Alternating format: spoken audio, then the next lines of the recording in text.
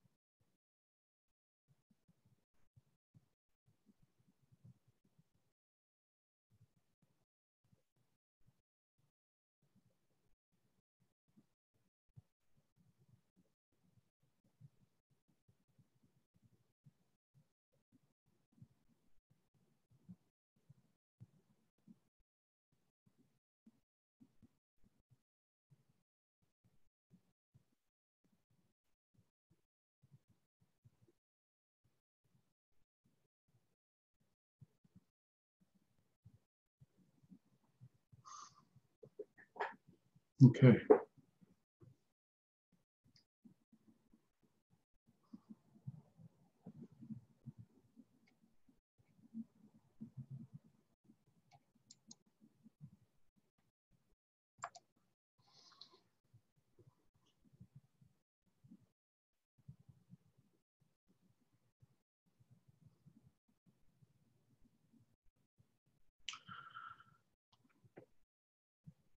As we've talked about a number of times so far, one of the most important keys to spiritual development is cultivating qualities, qualities of presence, or qualities expressed in all levels of our nature.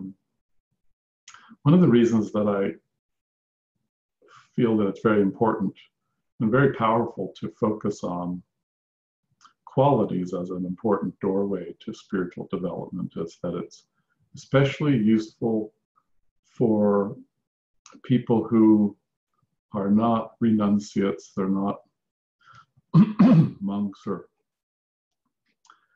hermits, people who are spending a good deal of their time meditating. If a person's meditating, say, 5, 10, or even more hours a day, then power of that meditation is so significant that it substantially eclipses or overshadows the significance of the practice they do during their day-to-day activity.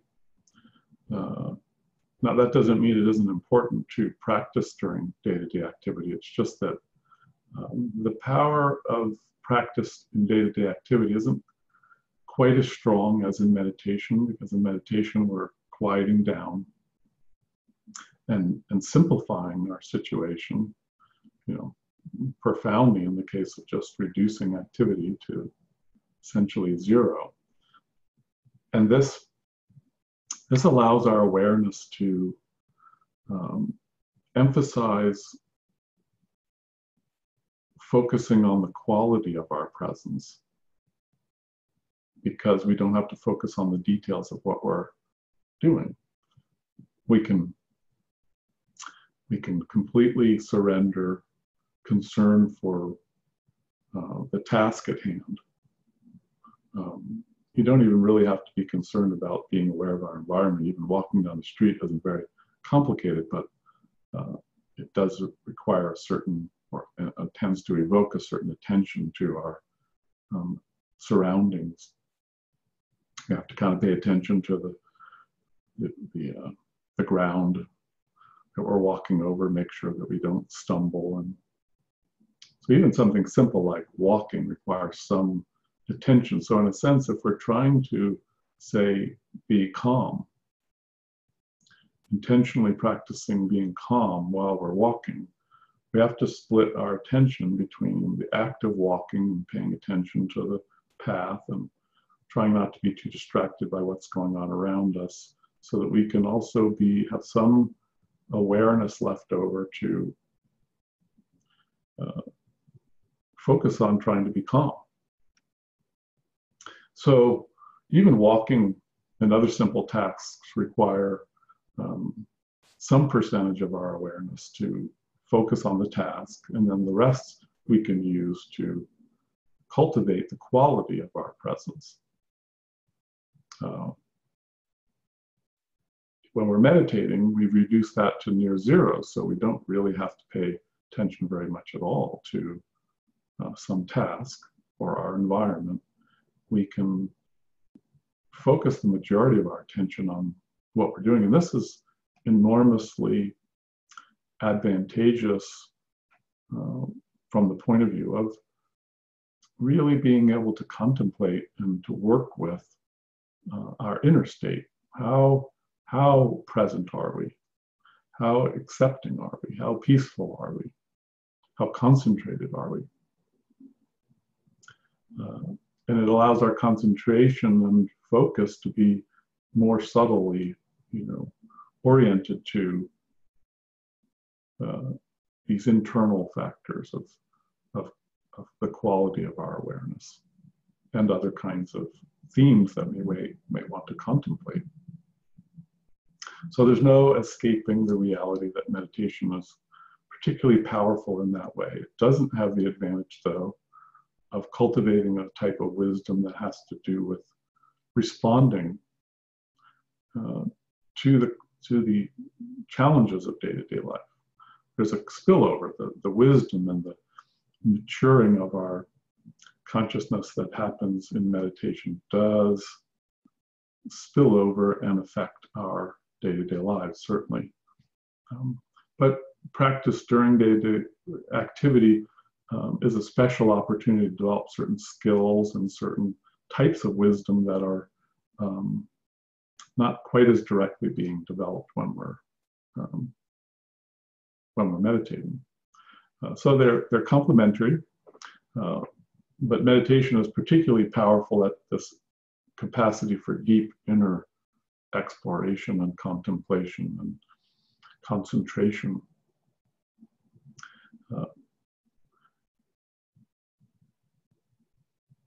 But if we're a lay practitioner, in other words, somebody whose percentage of the day that we spend in meditation is much less, then we really do need to kind of cultivate a stronger practice that's geared towards day-to-day activity. And subsequently, it becomes important to be engaged in a type of spiritual practice that's easier to integrate into day-to-day life. It's not uncommon, for instance, for say a yogi in a cave in the mountains or in the jungles or in the desert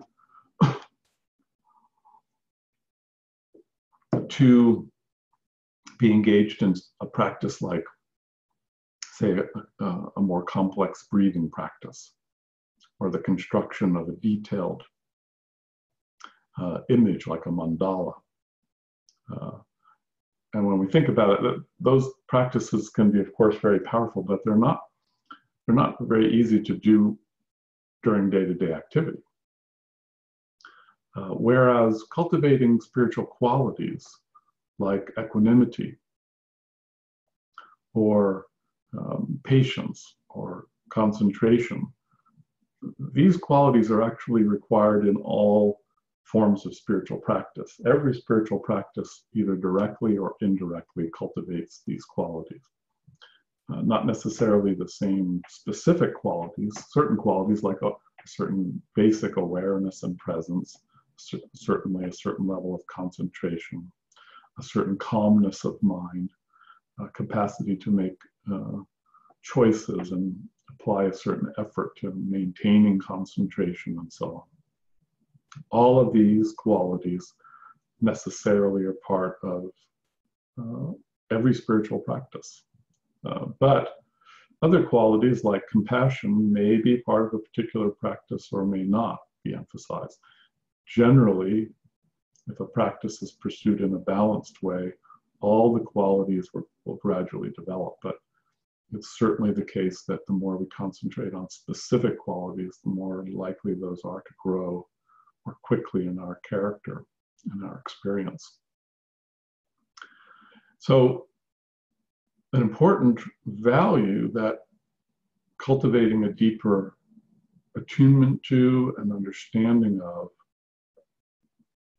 spiritual qualities brings is that if we specifically and more consciously include cultivating spiritual qualities in our meditation, that bridges over very nicely into our day-to-day lives, because those same qualities are useful and are more easily accessible as a way of practice in our day-to-day lives as well. So it's easy to, I think it's easier to imagine, for instance, that if one is placing a certain amount of emphasis on awareness during spiritual practice, it's not difficult to carry that over. It's a little harder to say, repeat a mantra in your mind while you're trying to have a conversation with somebody, or write something at your computer. It's easier in some contexts, like let's say if you're just walking by yourself or you're driving your car or washing the dishes. Certainly you could repeat a mantra at those times. But generally, it's a little harder to apply those kind of practices, especially more technical and or complex practices like some of the examples I gave, like Kundalini Yoga. There might be meditations on specific chakra as well, working with a particular breathing practice and a mantra at the same time, perhaps even a visualization all at the same time. These are wonderful practices, but they're obviously not things that can be bridged over into our day-to-day lives as easily. But the cultivation of virtues or qualities is fairly universal. It's a very profound practice that can be cultivated at any time. So that's one of the primary reasons I place a lot of emphasis on this, because I think it's particularly useful for modern practitioners, the majority of whom are not primarily meditators, living in a monastery or in a cave. We're householders usually, and we have a lot of activity in our lives. And so it's useful to work with practices that are easier to engage in our lifestyle.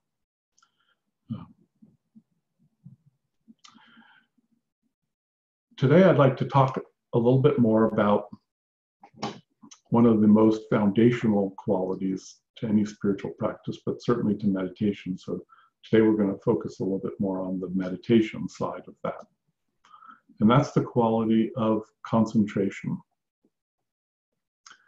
Concentration isn't one of the more exciting sounding qualities. Once one gets a feel for it, the more one masters concentration, it can come alive intuitively, and we start to really appreciate and resonate deeply with how wonderful and soulful concentration is. It's a doorway. And one of the things that we discover quickly also is that it's not something that most of us are very good at. It's one thing to concentrate on something that we're interested in, but if we direct our attention to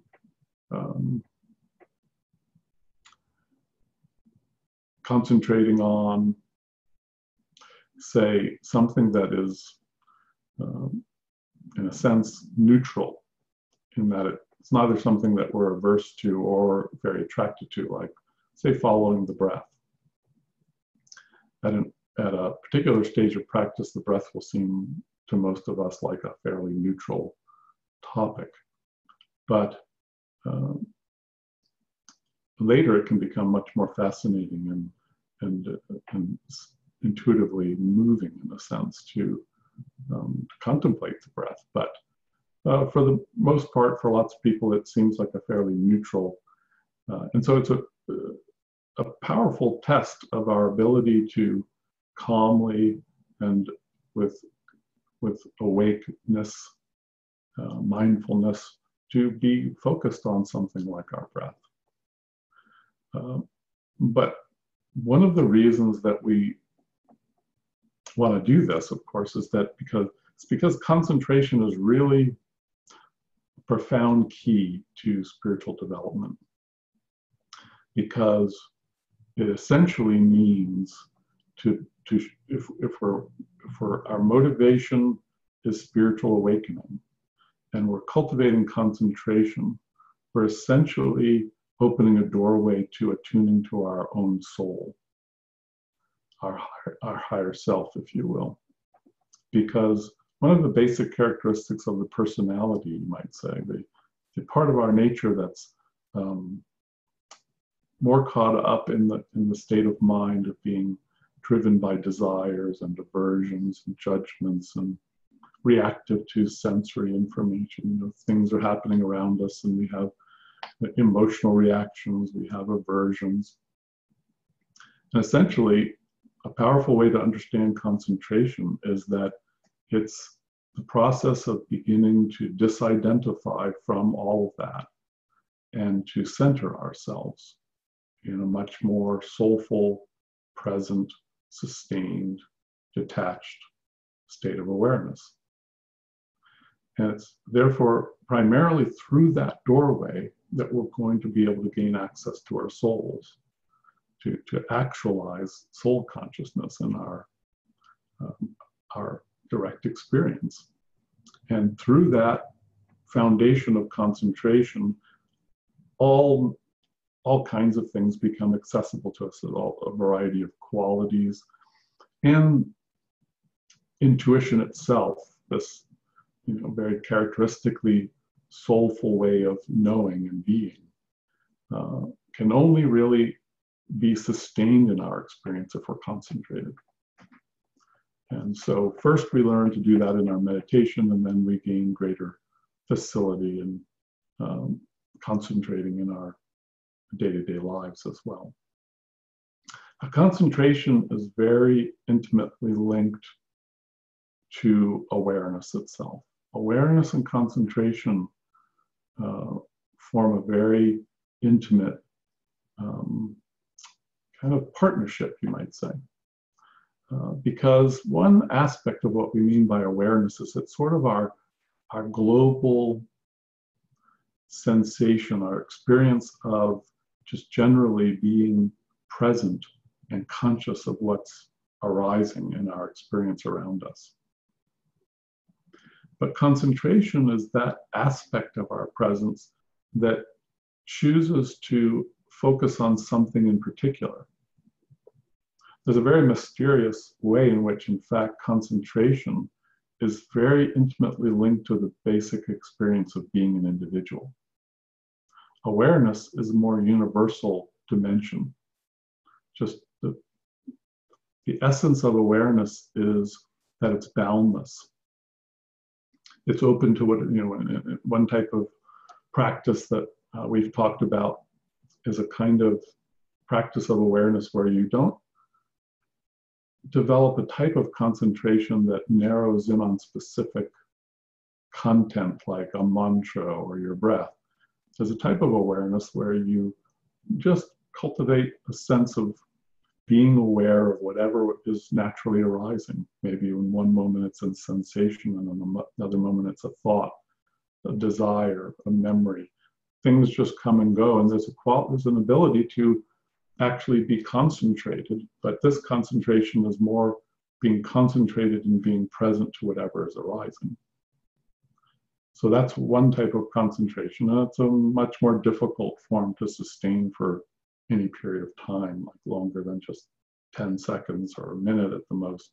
Most people have a hard time just being very present and allowing whatever arises to enter their consciousness and just witness that and then let it go as the next moment of experience arises. It sounds easy, but when we actually try to practice that type of awareness and presence, it's actually pretty challenging. So we don't normally try to engage in that practice at first. Instead, it's best to start with something where the focus of concentration is more concrete, like a mantra or the breath or a visualization.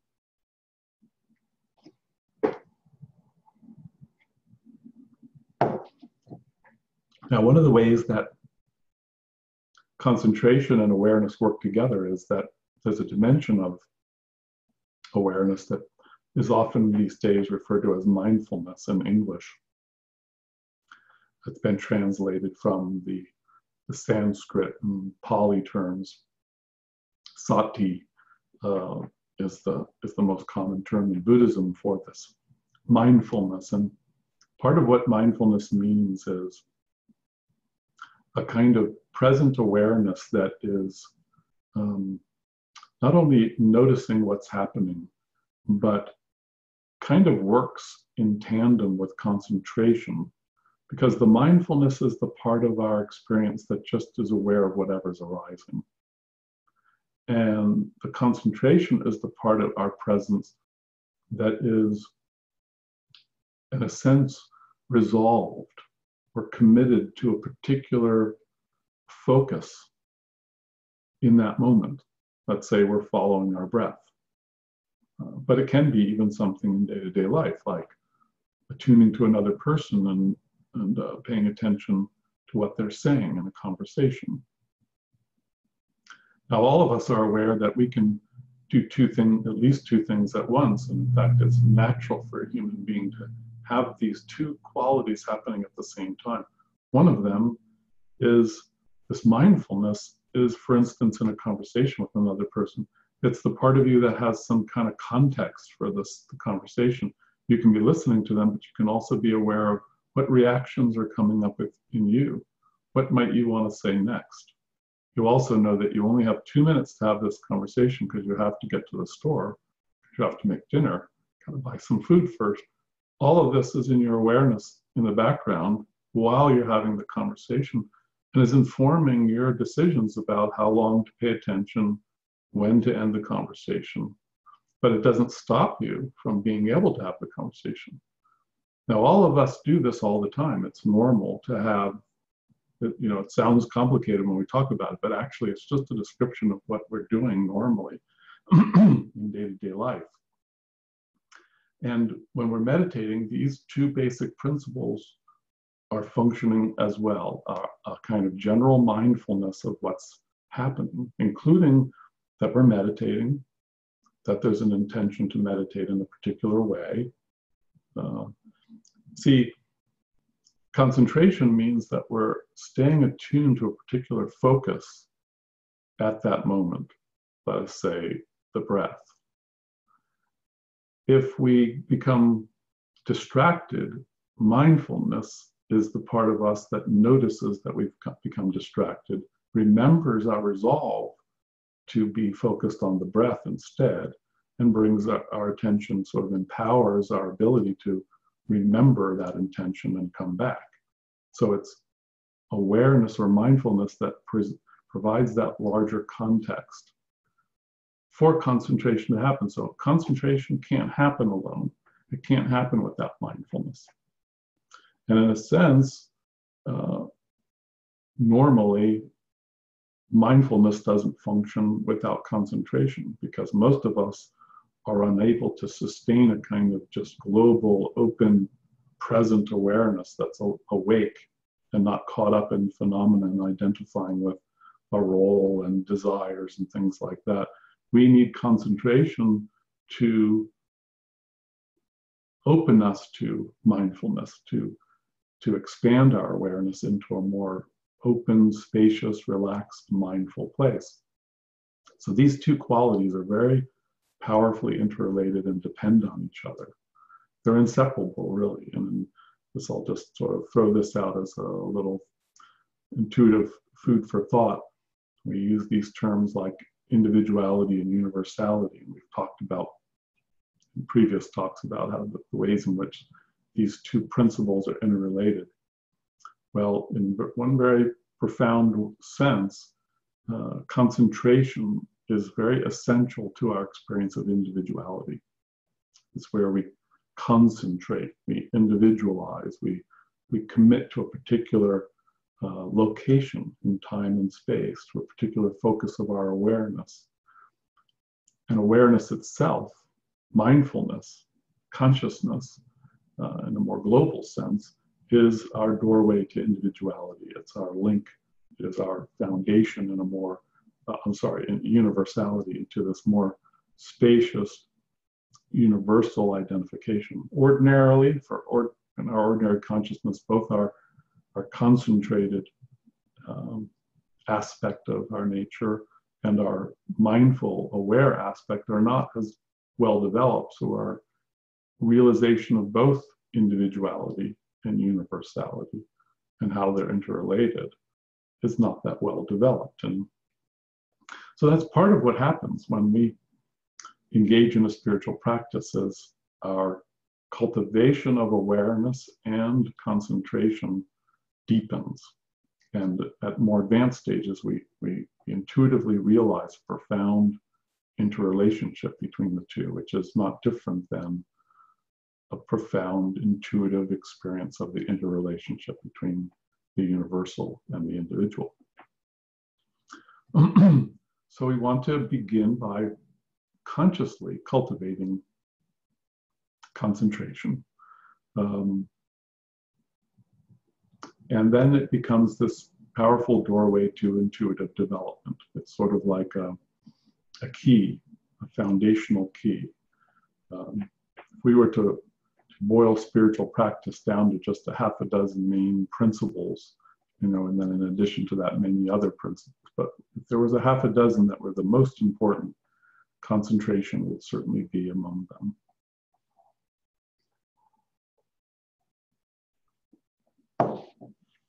So I've spoken about concentration, of course, in the past, and anybody who's engaged in a spiritual practice and read spiritual literature and so on has certainly come up against that term.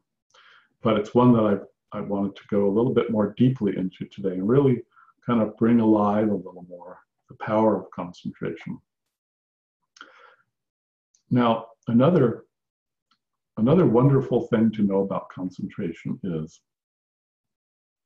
that although it can sound kind of dry, like you're simply engaged in a mental discipline of bringing your awareness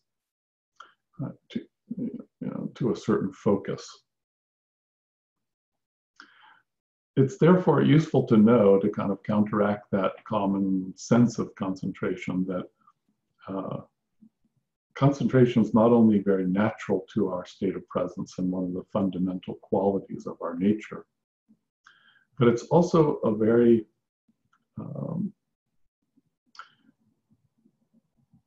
peaceful quality. It's impossible to engage in true concentration without finding ourselves just calming down. In fact, as we calm down more, our awareness gets clearer. We feel suddenly, like as say in any given meditation, I'm sure people who have worked with meditation have noticed that as you calm down and your mind becomes more concentrated and less scattered, less distracted, there's a sort of brightening quality where you start to notice things more clearly.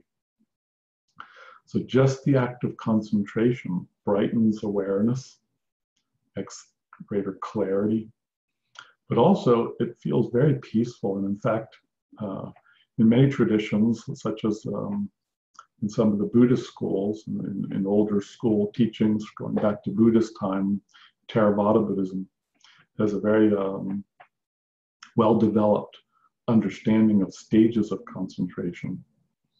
And one of the first things that happens upon achieving a foundation of very good concentration is that several qualities naturally arise just because one has achieved some significant concentration. A couple of those qualities, of course, are things like the mind becomes more quiet and a certain awareness of clarity of intention, an ability to be very mindful of the choice to be concentrated. But a certain equanimity also gets stronger just naturally from being more concentrated. But a couple of other qualities that arise that are very wonderful and inspiring is that one tends to feel a sense of bliss and also of rapture.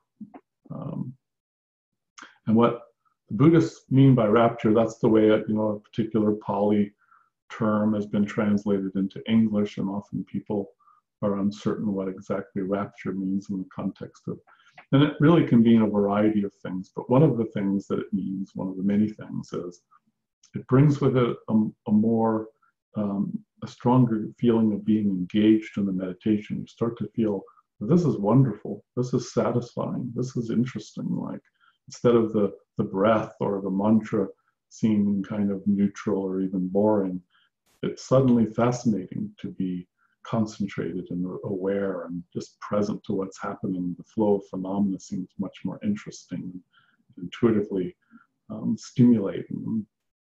So there's an engaged and even satisfying, and that can grow. That's an aspect of it. Those kind of dimensions to the meditation can easily grow into waves of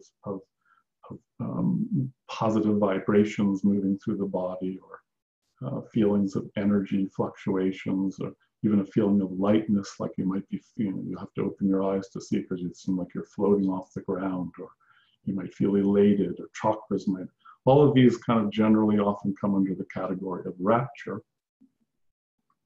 and are a natural byproduct of simply getting more concentrated. So although concentration sounds initially kind of like a technical thing, or maybe something that's just sort of a necessary quality, but it's not that interesting on the spiritual path. I want love, I want bliss, I want peace. But actually it's all of these qualities are inherent in concentration, because every quality is interrelated with all the other qualities. So even concentration becomes this powerful doorway to accessing and activating these other qualities and experiences. Of course, another dimension that's so important to developing concentration is another system that I'm sure many people have heard of, Patanjali's Yoga Sutras. The Yoga Sutras in the Hindu tradition are this, enormously influential and popular yogic text on engaging in spiritual practice. It's often called Ashtanga Yoga because that means the 8-limbed path. It's ordered in 8 stages. And the last 3 stages are in Sanskrit, Dharana, Dhyana, and Samadhi. And Samadhi, of course, is a very transcendent kind of consciousness. So that's the 8th stage. The goal of yoga is to attain this enlightened, liberated. The deepest stage of Samadhi is a liberated state, beyond suffering, enlightenment. But the other 2 that are earlier stages of meditation and spiritual practice are Dharana and Dhyana. And Dharana means essentially, it's often just simply translated into English as concentration. And the second, Dhyana, is often just translated as contemplation or meditation, or so one way to understand the difference is that Dharana, the first of the 3, is the stage where we're working still with overcoming distraction. We're learning to quiet the mind and keep bringing our attention back to a focus. And as we do, and as we stabilize this, we're mastering Dharana. And then that naturally, if we keep sustaining that, sort of transforms into the next stage, which is Dhyana. And that's, a good word for that would probably be that that's the doorway into more intuitive development. Now, you're not just concentrated, but because you're adequately concentrated, your awareness can start to penetrate beyond the surface of things, beyond sensations and thoughts and emotions. And you can start to actually attune to the deeper, soulful, intuitive reality beyond that surface. So you start to know, you start to develop a quality of knowing that's based on that deeper capacity for attunement. In fact, that word attunement is actually, I think, a nice one for, it's you might substitute for Dharana, Dhyana, and Samadhi. You could substitute concentration, intuitive attunement, and then transcendence, or non-dual presence, or something like that. So this intermediate stage of attunement, intuitive concentration, and meditation is a particularly rich, and for most people, a kind of long, slow maturation, because there's many stages of profound development that unfold in that stage of our practice. And concentration is the key. It's the doorway into that. It's the thing that we, it's probably the most useful way to understand what's lacking, so to speak, in our consciousness and the quality of our presence. that distinguishes whether or not we're either involved in our personalities, in dualism. And I don't mean personality as a negative thing. I simply mean that if you're identified, if your state of mind is one of thinking, I am my body, I am my thoughts, I'm a separate being that needs things, that I have a deep sense of lack, and I can enter states where I feel like I'm not okay the way I am, or that I'm not complete the way I am, that I need food or success in the world, or status, or all kinds of things that we essentially come to believe, or sort of programmed into our bodies for us to feel that we need these things in order to be happy. So sometimes when we use a phrase like the personality or the ego, the dualistic sense of self, the separate self, this is what we mean, this part that feels that way. Concentration is that process of kind of gathering your scattered identification with that part and bringing it to a center, concentrating it. And as it concentrates, as we keep bringing our attention back, we're essentially saying, no, I think instead of following off on that trail and identifying with my incarnate worldly personality and its involvement in the belief that I'm not complete as I am, I'm going to bring my attention back again and again. I'm going to train myself to let go of that part and come back to a more centered space, that then as that concentration deepens, that becomes the doorway into this whole new realm of soul experience, intuitive experience. So it's very important, even though it can sound kind of technical. Some people love concentration, but the certain types of people that are more technically inclined, or more maybe almost like the scientific mentality, or a mechanical type of person, let's say, somebody who's literally a mechanic or an engineer. Some of these types of people love the idea of concentration. It can be examined very technically. You can lay out dozens of different stages and subdivisions to how to develop concentration. For some people, it's very inspiring and exciting to look at that part of the path and become very proficient, technically proficient, and master this process. And that's wonderful if that's the type of person that you are. What I'm trying to do is sort of help those, the majority of the rest of us that aren't necessarily inclined that way. I personally have a part of me that can resonate with that. It's not all of my nature, but I can appreciate that. Many of us, though, don't resonate as much with that, but I want to kind of awaken an interest, a stronger interest in concentration, because all of the qualities that inspire us as well, like compassion, or wisdom, or peace, or even bliss, these all become much more profoundly accessible if we develop a foundation of concentration in our spiritual practice. The doorway to a much more accelerated and efficient development of all of those qualities is in part very strongly based in developing good concentration. So that's why we're going, really taking some time today to go into some depth about that concept of concentration.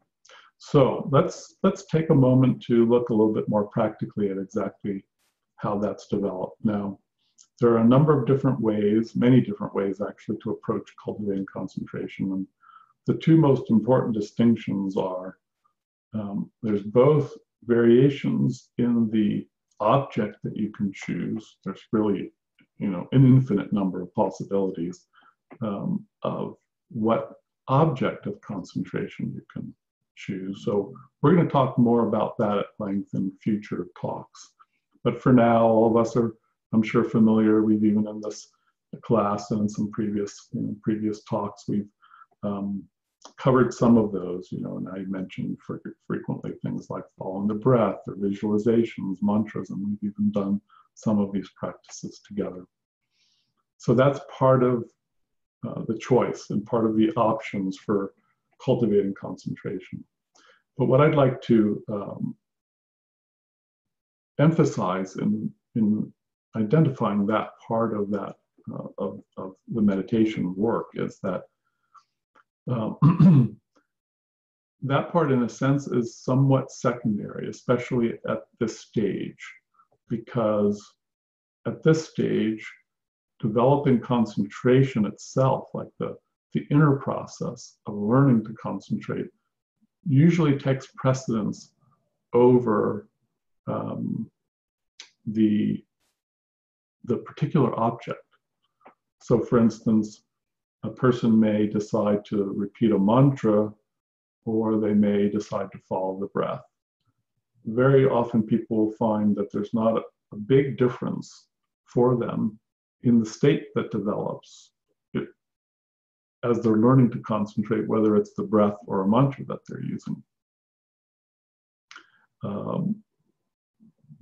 But incidentally, I see a few questions coming up, and I do intend to respond to those. I'm going to talk for just a few more minutes on this topic of concentration, and then I actually like to shift to taking questions at that time, and I'll begin with looking at some of the questions that are coming up in the chat. So thanks for those, and we'll come to those in a minute. So the other aspect of developing concentration is the sort of the inner side of concentration, the art of understanding and practicing concentration. And there's actually quite a bit to that. There's a lot of subtleties to the art of concentration. So that's the part I'm going to focus on today, and also to mix it in together as we go along in other talks. And one of the points I want to make about that is, whatever the topic may be at the moment, we may even be talking about a particular form of practice. Let's say it's following the breath in that moment. Generally, the same principles that we're talking about can be applied to any form of practice. So if your practice is something different, if you're already happily established in pursuing a practice that's, say, different than the example I'm using in the moment, you'll generally find that you can apply what I'm saying to whatever practice you're doing as well. Sometimes the difference does make a difference, and it's not exactly transferable, but most of the time, most of the kinds of things I'll be saying will be. So we'll work on it from both angles. We'll talk about specific practices, like specific objects that one can focus on. Because I do want to familiarize people with a certain variety of practices, and just discuss a bit of what are the differences between the various approaches, and there is a level of practice at which it becomes significant to work with different practices, and it has a different impact, and so we want to learn about that. But the other side of it is simply it's in a sense you could say it's the soul of the meditation. In a sense, there's a form to meditation. Am I emphasizing vision? Am I doing a visualization? Am I just gazing? Am I listening to the inner sounds, or am I repeating a mantra? Am I active, or am I receptive? Is the form, say, if am I doing a breathing practice? Am I doing Tai Chi? Am I following the breath, or countless other things that one could do? That's kind of, in a sense, a lot of that's the form of the meditation. Then there's the quality or the soul of the meditation. What is the quality of my state of consciousness when I'm engaged in that practice? How concentrated am I? How peaceful am I? How mindful am I? How loving or warm or compassionate am I? How devoted do I feel? How much trust? How much surrender? How much humility am I bringing to this moment of meditation? So the meditation form might be the same, for instance, And part of the practice is to explore expanding and developing the soul of our meditation, the quality of our engagement with that particular form of meditation.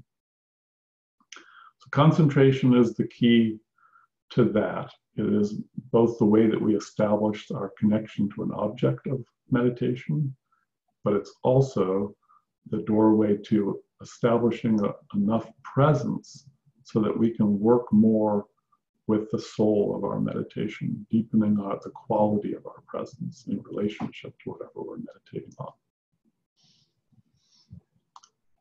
So the first step in developing concentration, which I'm sure most people are familiar with, but I want to speak a little bit about it anyway, to make a couple of observations and suggestions, is the first step, beyond even just in meditation arriving at the cushion, there's a whole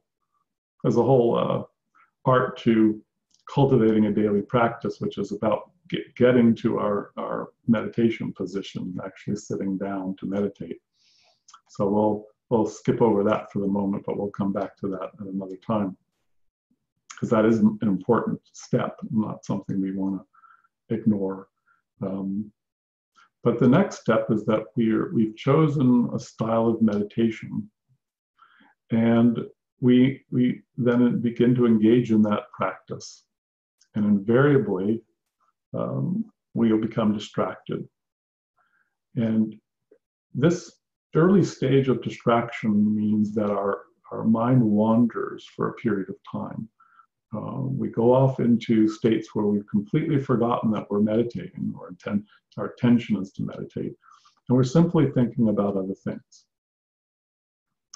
And so the next moment of the shift is a moment of realizing that we're wandering. We remember, oh, I'm sitting here attempting to meditate, attempting to be concentrated, and I've forgotten, and I'm wandering. And that's a crucial moment right there, because in a sense, it's a little moment of awakening. We're remembering our true nature in the sense of that simple intention to be present and to be engaged in a spiritual practice.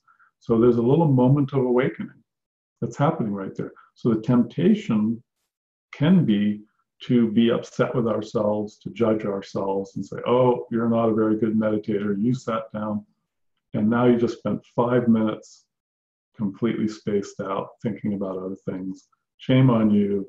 Get back to meditating. What we want to do as part of the practice is it's not just as simple as bringing our attention back. It can be important to take that moment to, first of all, be mindful that it doesn't help to be judgmental towards ourselves. We want to just try to be relaxed. In fact, if the judgmental mind arises at that point, then that's a useful moment to make that part of the meditation and notice that. And then don't repeat the cycle. Don't judge the judgment. Just notice, okay, I'm noticing that I was distracted, and I'm noticing that judgment is arising about having been distracted. So I'm noticing that, and now I'm coming back to my breath or whatever. In fact, we can even add an additional step in there, which can be very useful, and that is to give ourselves positive feedback that we've awakened, because that moment of remembering that our intention was to meditate is actually a positive thing. We just awakened in a little way, moment to moment. Our spiritual awakening, we read about these wonderful stories of, we might have ourselves even experienced some moments of powerful awakening, and these do happen. But on a day-to-day level, the reality of the spiritual path is that it's really just thousands of little awakenings. And they grow and they mature and they kind of build on each other, and they culminate in a sustained and stronger and stronger emergence of our deeper spiritual nature. These little awakenings are, at this stage of the path, are mostly moments where we're distracted in life, whether it's in day-to-day activity or in meditation. and our mind is wandering or we're caught up in things. And then we have a little moment of awakening where we remember, oh, I think I'd like to be aware, more aware here. I'd like to be more present. I've noticed that I'm tense. I'm getting caught up in something. I'm impatient. Oh, I think I'm impatient. It's a moment of awakening. This is what awakening means in a practical, grounded way. It's these constant moments when we realize what's happening. We realize we're caught up, we're attached, we're suffering, we're tense, we're nervous. And even if we can't let go of that state, that emotion or that physical condition or whatever may persist, but our awakening is noticing that that's happening and having a little bit of spaciousness, a little bit of opening to not being as caught up in it, even if we can't fully let go of, say, anxiety or tension or upset or whatever might be going on, or even just being distracted.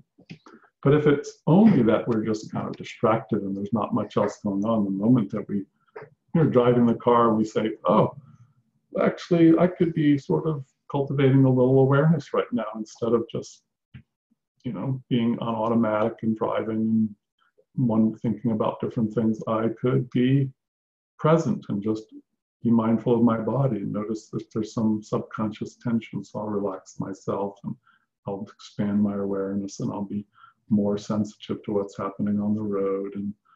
And that in that moment, we've awakened a little bit. So concentration is really inseparable from awakening because it's simply that movement that happens when we notice that we've been lost in experience and we come back to ourselves again. Whatever that, in a sense, the object of concentration and meditation is simply a focal point that helps us to have an intention that if we're mindfully with that, we're more awake. And if our mind's wandering, we're caught up in our personalities again. We're caught up in samsara again. And then we come back. And we want it to be a gentle process. It's not a strained one. When we notice, we want to have a moment of appreciation that we're awake again. And then without self-judgment, just bring our attention back. And then it's going to happen again. And while we're present, in those moments when we are concentrated, we want to not be sustaining that with a sense of urgency or excessive effort.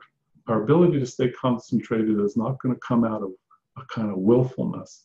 It's going to come out of a persistent practice where every time we wander, inevitably we're going to remember. If we're sitting there, in a chair or in a meditation cushion, and we remember, just the fact that we're sitting there is a reminder to ourselves, because eventually we'll notice, oh, I'm sitting on a meditation cushion. That's right, I'm intending to meditate. So I'm going to bring my attention back now and start following my breath again. And so inevitably, just by the choice to sit on the meditation cushion or wherever you sit, you'll remember, then your awareness will come back. And if you just keep doing that, you're training the mind to have a new habit to stay awake, stay present, stay centered. And gradually, that habit will just stick and the mind will wander less.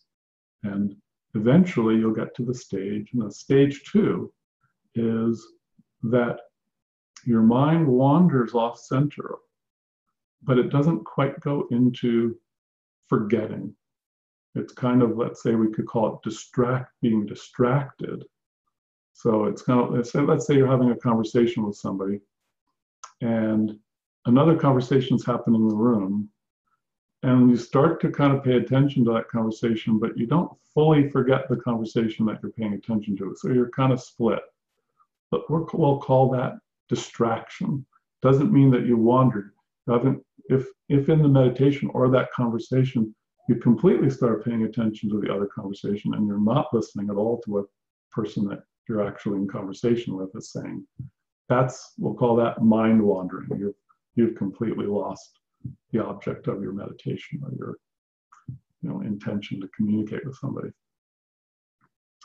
So the first stage in our meditation is we'll have lots of periods of mind wandering where we've completely forgotten the intention.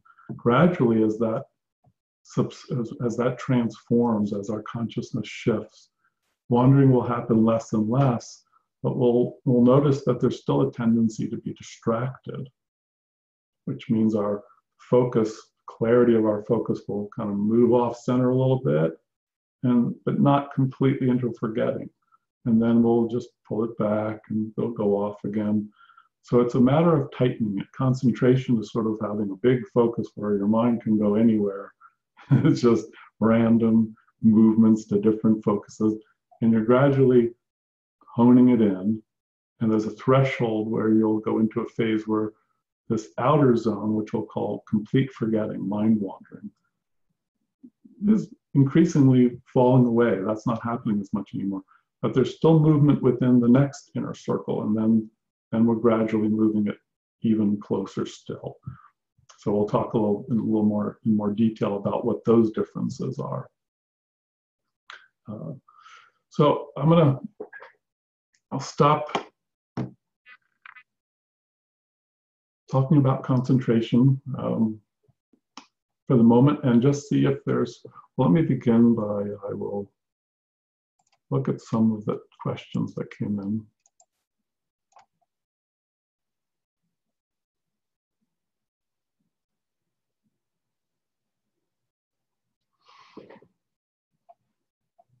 Wonderful, yes.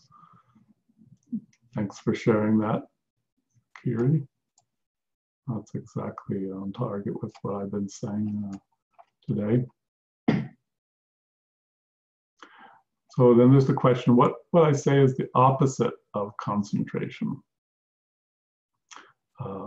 Maybe diffusion. Okay. Well, there's two kinds of ways that we can define opposite. One is a kind of, you might say,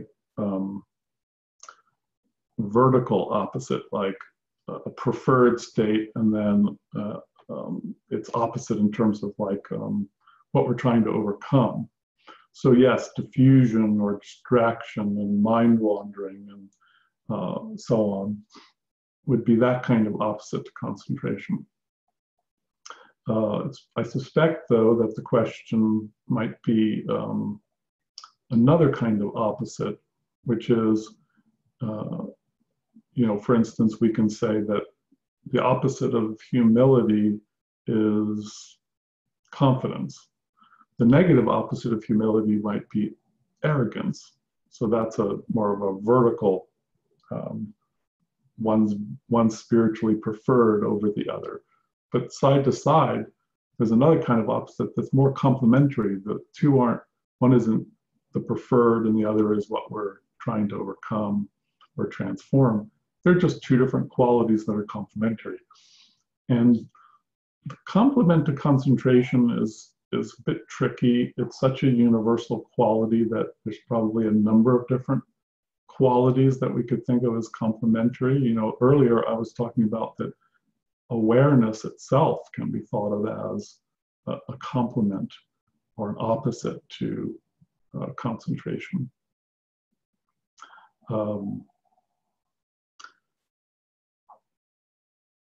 There is an interesting way in the Buddhist teachings. There's a concept called the 7 factors of enlightenment, and these are qualities like investigation and equanimity and serenity and mindfulness and concentration and energy and rapture. So there's 7 of these qualities, and the Buddha taught them as kind of like a nice little tight group of the most important qualities that you want to develop in balance in a meditative state and in a day-to-day life as well. And one of the distinctions that the Buddha made was that you could break these 2 groups into 3 groups. One would be mindfulness, which is kind of the balancing quality. And then 2 groups of 3 qualities. 3 are kind of pacifying or calming qualities, and 3 are energizing and vitalizing qualities. And you want to keep those in balance, because if you go too far into the calming qualities, it can kind of, for instance, put you to sleep. And if you go too far into the energizing qualities, then you can become agitated or too energized. So you want to keep them in balance. And concentration, interestingly, in this system is considered a pacifying or calming quality. And in fact, it's true that if there's not enough other stimulating qualities like mindfulness and investigation and effort balanced with concentration, concentration can make you drowsy if you're primarily emphasizing concentration to the detriment of other qualities. It can, in fact, make you kind of drowsy. So that's another way to look at it, is that an opposite to concentration would be more energizing qualities like effort or investigation. And mindfulness, too, is a kind of complementary quality. So there's actually more that we can say on that, but I think I'm going to hold that until a little later, till we've talked a little bit more about concentration, then it'll be easier to talk about that. So I think I've covered the questions in the chat. I'm going to unmute in case there's any questions now that people would like to ask about what we've been talking about so far.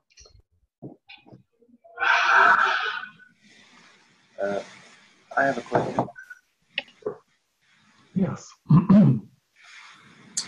Well, I have a great longing for concentration, actually.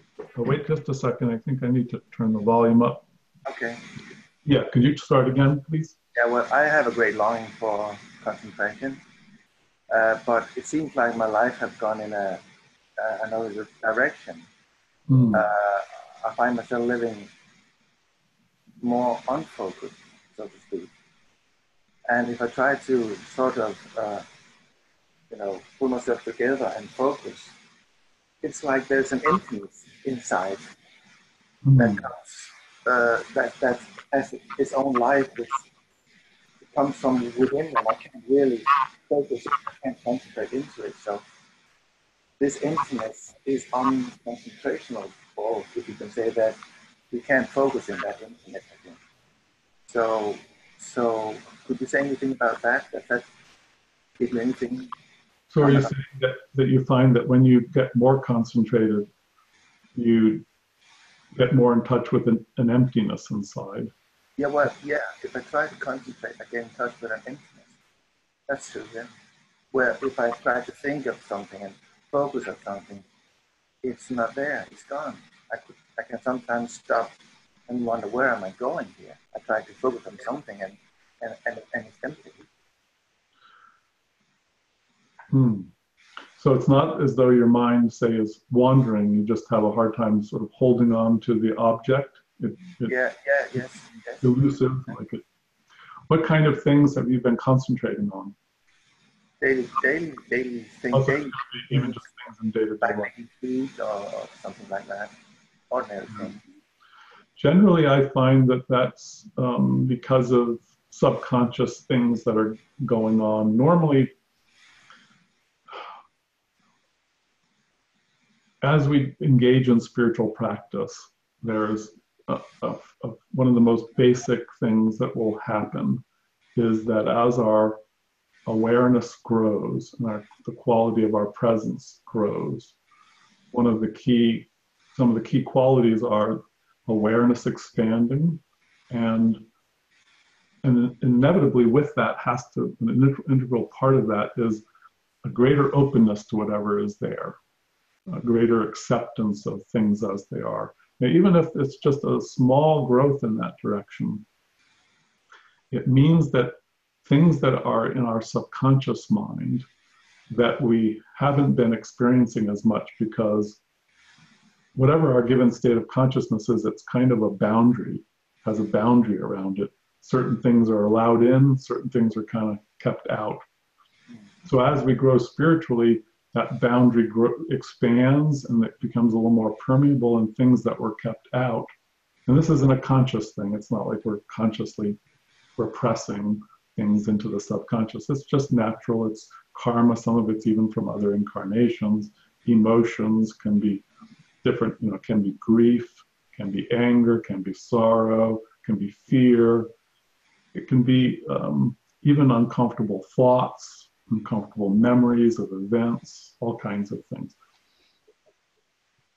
So as awareness grows from spiritual practice, inevitably these things will come out of our subconscious. Oftentimes we won't know exactly what they're about. We might just feel an emotion like grief. We're just feeling this grief and we don't even understand why. Or maybe we do understand, something happened in our life that we know about. So these emotions and other sensations that will come up out of the subconscious, and some of them are primarily just physical sensations, they're not necessarily emotions. They're karma, you might call them, and elementals and emotions, desires, memories, etc. Our natural human instinct is to be averse to these uncomfortable, energies. So there are patterns in place in our subconscious to kind of keep them at bay. And as we grow spiritually, we're eroding those patterns, those mechanisms. And so that stuff will just start to come out. A part of our mind won't necessarily like that. So it will work to stop us from expanding, just out of aversion to the feelings that will get released when we do. And so even though this operates subconsciously, and even this part of the mind might not necessarily even be sort of, overly controlled, overly like thinking about it. It works more instinctually usually, that it will just do things to undermine. Like if you start to try to concentrate on something, even in ordinary life, that concentration can bring a stronger sense of presence, which can gently move in the direction of letting things come out subconsciously. And so that part will undermine that. It's not uncommon, I found, with people who have like ADHD, where they have this inability to focus on something. If they meditate and they learn to more consciously allow things that are pain in the subconscious to come out, then after the meditation, they can concentrate better and they can hold things in their awareness, because they've kind of spent some time overcoming that resistance, just feeling what's there, letting some of that tension release, some of those energies come out. Then they go back to the daily lives and they're a little calmer and their concentration works better. So that would be my strongest suspicion, is something like that is going on. And it's actually a product of spiritual growth. It moved you to a boundary where now you're up against something. And as that heals and as that shifts, then the concentration will come back. And meditating in a way that recognizes that that's possibly what's happening can be a very powerful way to work with that, because if we're trying to concentrate on something that's not really, again, this is sort of what I sometimes call the elephant in the room syndrome. I don't know if that's a familiar expression to everybody, but in the United States, the elephant in the room means, like, let's say you're having a party, but there's also an elephant in the room. People might try to go on with their conversations and they're enjoying, but there's an elephant in the room. Like, people, ultimately, that's the thing that people ought to be paying attention to. And so if we meditate in a way that we're not recognizing the elephant in the room, maybe there's some process that's happening. Let's say some pain that needs to come up, we're in the middle of healing. That's the elephant in the room. If we just sit and try to follow our breath instead, then we're not really, especially if we do something like, let's say we're repeating a mantra during the visualization. Those can be powerful and useful practices. But if there's a big elephant in the room, like something going on in the subconscious, some healing that's trying to take place, sometimes it's best to just be present to what we're feeling. Just try to make the meditation feeling our bodies, being open to emotional feelings, and just accepting that dimension of experience. and making that the concentration, that the theme of the meditation. And then that will more likely sort of directly address the issue and facilitate the shift, and concentration will develop more readily in that context. So that's the first feeling that comes up when you share what you do. There might be other ways to explore that as well, but that's does that any of that feel like it makes sense? Or yes, it feels like a good answer for me, especially because the emptiness also feels like an openness. Mm. The emptiness. So that resonates with what you were saying there. Okay. But I was wondering, would you think that there are different ways of concentrating on the different rays, from ray 1 to 7? Would they all have this? For instance, I can see fifth ray concentration. It's very different from fourth ray concentration. Mm-hmm. Absolutely. Do you have any comments on that as well? Sure. Yeah. One way to talk about concentration is that it's never a quality that we're cultivating in isolation. There's always other qualities that are interrelated with it, and we can change the emphasis, or either it's either we both have a natural leaning towards a certain style of concentration, but also we can work with that too. We can consciously kind of bring in other qualities. So you could say, in one sense, that there's a variety, like you said, 7, for instance, general types of concentration or styles or qualities of concentration. And each one has its own characteristics and flavors and significance, or value, you might say. So yeah, absolutely. And that's part of what we, as our concentration develops, we can learn to explore some of those differences as part of the skill of learning to concentrate, but also as something that we can explore in even greater depth once our concentration matures. Then we can start kind of bringing other qualities into and bringing out different qualities in the experience of being concentrated. So that's part of one aspect of the way to look at that is, as our meditation moves from concentration into meditation, or that stage 1 to stage 2, or dharana into dhyana in Sanskrit, then working with the quality of the concentration, the style, becomes even more accessible.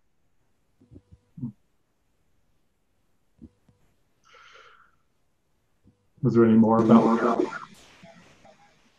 No? Well, I was just wondering, you can make it short.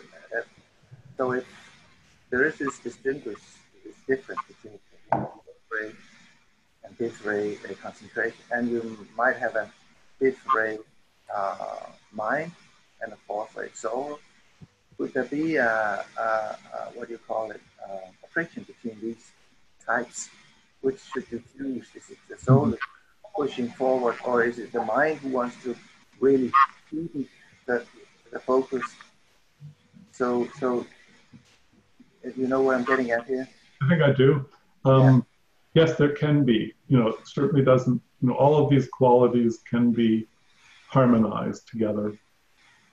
So at the soul level, we gradually bring them into a greater harmony in our experience. But initially, it's more likely that they can be sensed as a kind of, even a conflict, like two different tendencies that aren't getting along, and haven't been integrated within our experience.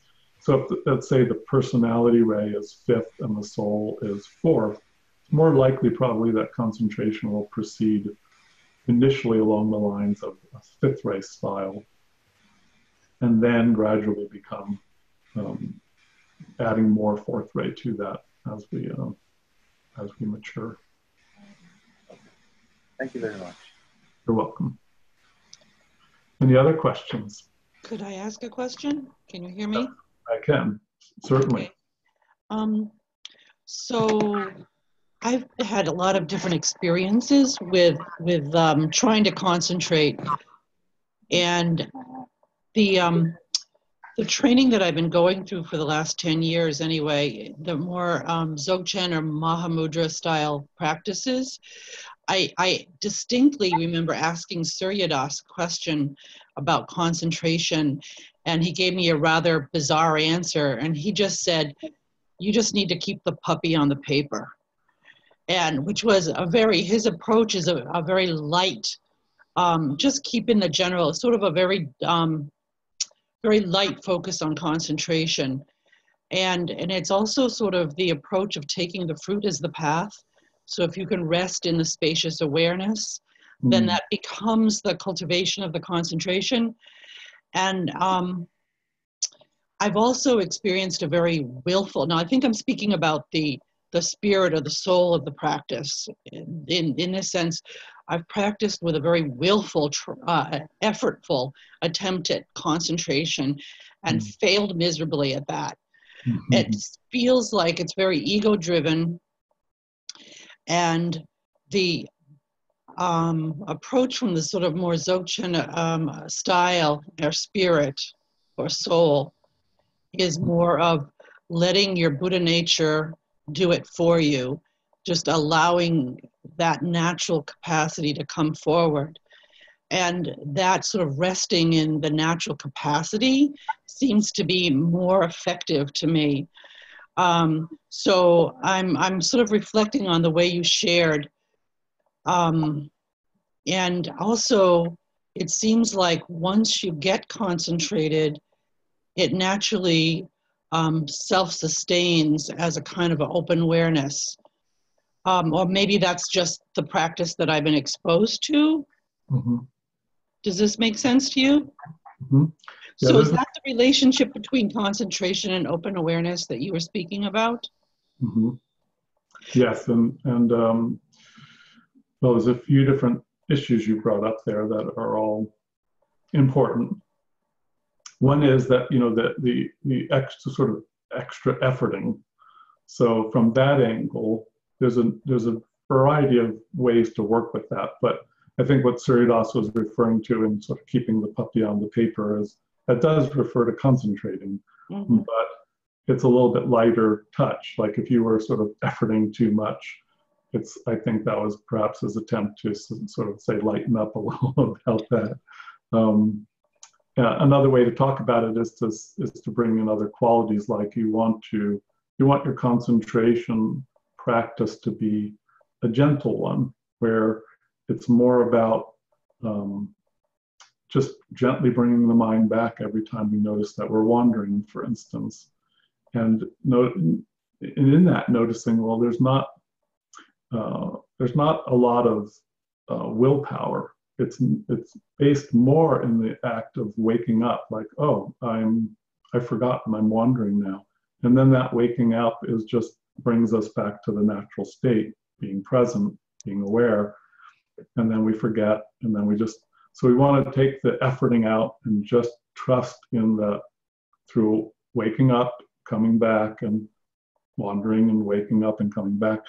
It'll all mature in that way, and there's no need to get effortful about the process. Effort, if we want to use the word effort, it should have a subtler kind of connotation, like an intention, rather than a kind of intensity.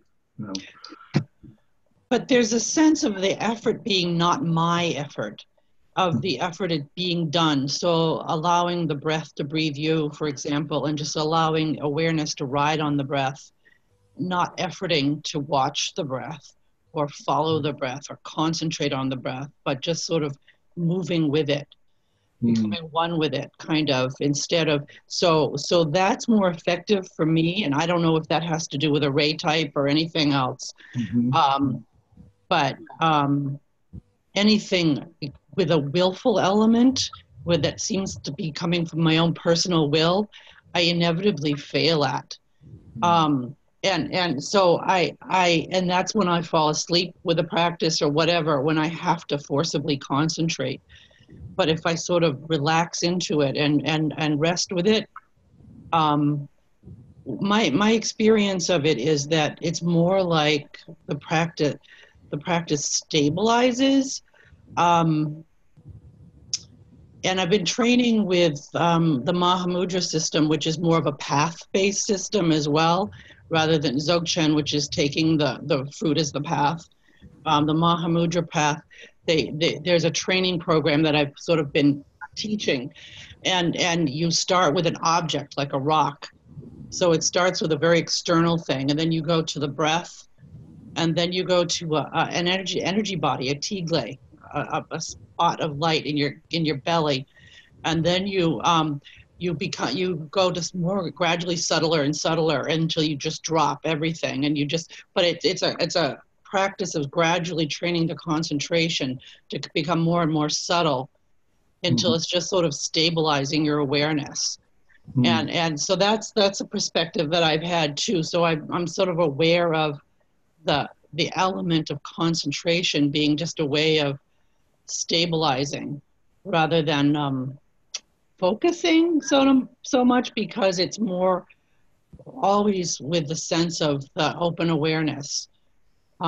Even if you're looking at a rock, you're resting your attention on the rock within a field of open awareness.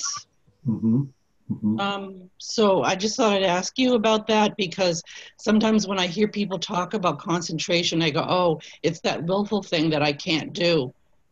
Like, am I doing it or am I not doing it? Yeah, it's useful to separate concentration from effort and think of them as two different qualities.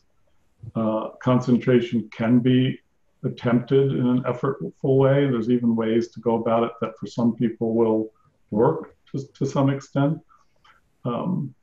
But invariably, concentration, I feel, is best cultivated in a more balanced way, where we think of it as supported by a number of different qualities. And one of them is to be relaxed about it. Being relaxed in our practice is so foundational as well.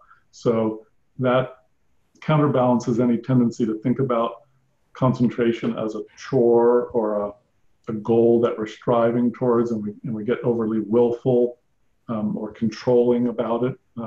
It's a more gentle and subtler process of it, really just as a way of talking about that phase of practice where there's still a tendency for the mind to be distracted or wander, and experiencing the process of awakening from that wandering and coming back again. That's concentrating. Eventually, though, that state of mind of being more present in the moment becomes more natural. And so we don't really need to talk about concentration in the same way anymore. It's not a process of coming back after having wandered. It's natural to our state, and it doesn't take any intention for that to be sustained. We're just concentrated. And then it really has more to do with a subtler question of what are we choosing in that moment to attend to, not a process of learning how to attend to it, but just where's our focus? Is it on, the rock or the breath or the tigle or, something else? And so in a deep stage practice like Dzogchen or Shikan Taza, then concentration moves to the stage where it's really abstract, because it's very subtle, because it's really about nurturing, sustaining the state of choiceless presence, where awareness is the dominant quality, and concentration, so to speak, is just used to sort of sustain it. And at a certain point, even that's not necessary, because the state of presence is effortlessly there. And so in a sense, it's not quite the same to talk about it as a practice. Now, it's still an issue. It's still something that's part of our lives, because as soon as we get up from the cushion, we'll start doing things. And in a sense, there's a part of Dzogchen that's described as integration of the state of presence or Rigpa with activity. Activity is always concentrated. In other words, if we're walking down the stairs, there's a question, okay, my body is in this location.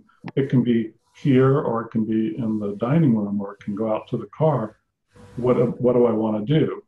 And so then there becomes this very subtle dance and integration between the kind of choiceless, expansive, less individualized quality of awareness, just presence, and that individualized aspect of our nature that does things, has conversations. Someone can ask you, did you like that movie or not? And you respond, and it becomes very,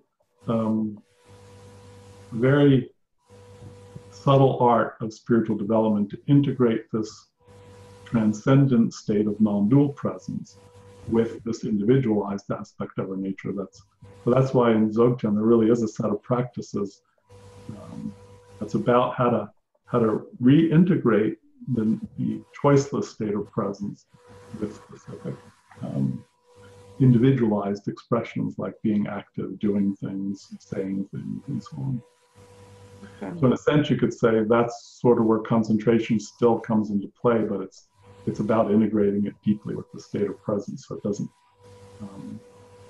They're naturally one, and there don't seem to be two different realities anymore. I would say the concentration comes into play in the process of sort of taking my seat and settling into the practice. There's a sort of a lining through concentration, sort of that takes place. But if it's a good practice, that it enters into a sort of a self-sustaining state, but where concentration isn't, like you said, isn't so much of an issue. But then in my regular day-to-day life, ever since I've had a smartphone, concentration has been a big issue. So it's very interesting to me, and I'm very curious to cultivate concentrated states or focused attention more pervasively throughout my life. Wonderful. Great. Well, looks like it's a good time to take a break. Why don't we have a 10-minute break now, and then we'll have a meditation.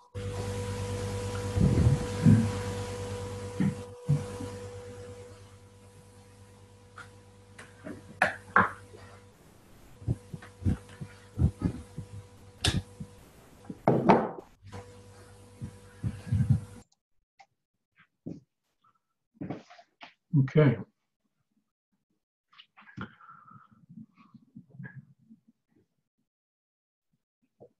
Let's do a meditation now.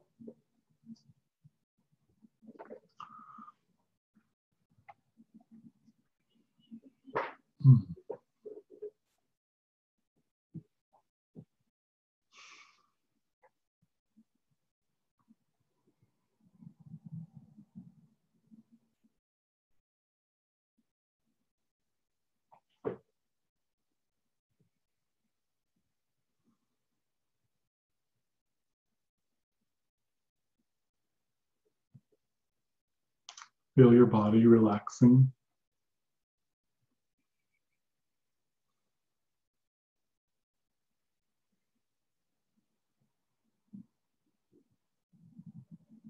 And with your body relaxing, feel your consciousness relaxing too.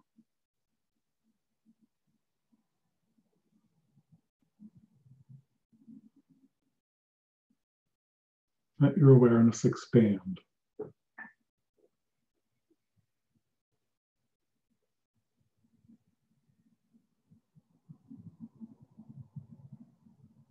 Be more sensitive to your body,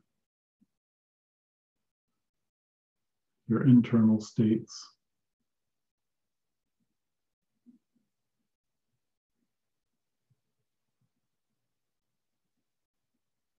the space around you.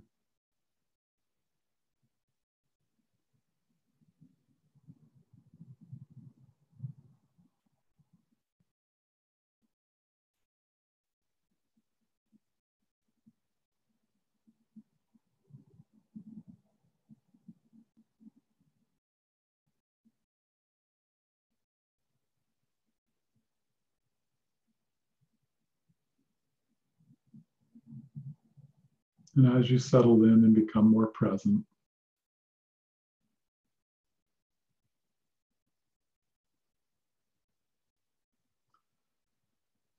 particularly be aware of your physical body now as a whole.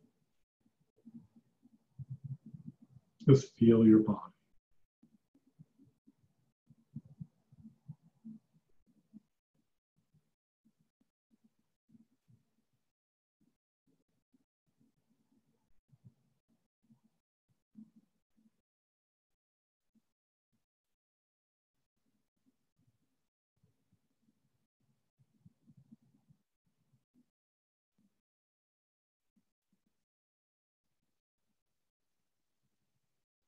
As you feel your body more fully,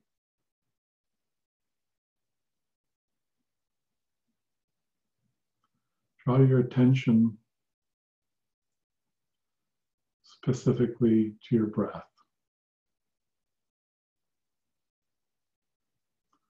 Just feeling your abdomen move as you breathe.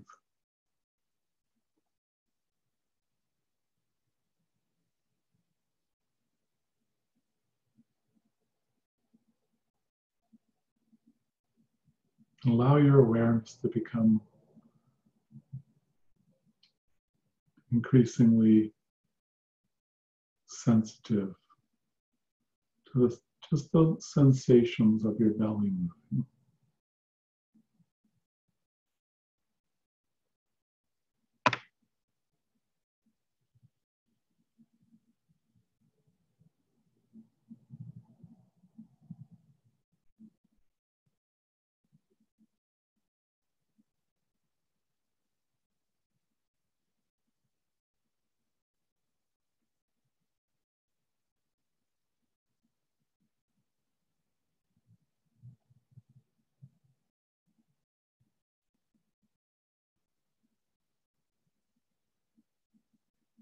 Just gently resting your awareness on the sensations of your breath.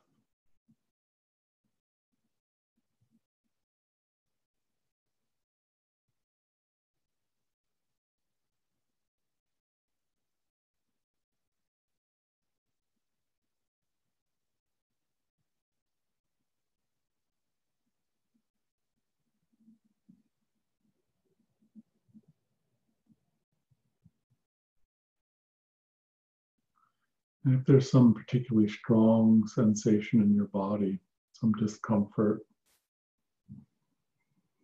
or even a positive sensation,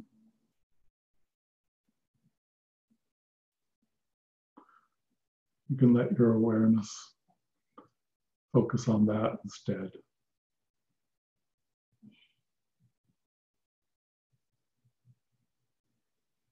Just being with those sensations. If they're uncomfortable, just practicing accepting them, letting them be, making your peace with their presence. If there's no dominant sensation, it might be distracting, just bring your awareness to the breath.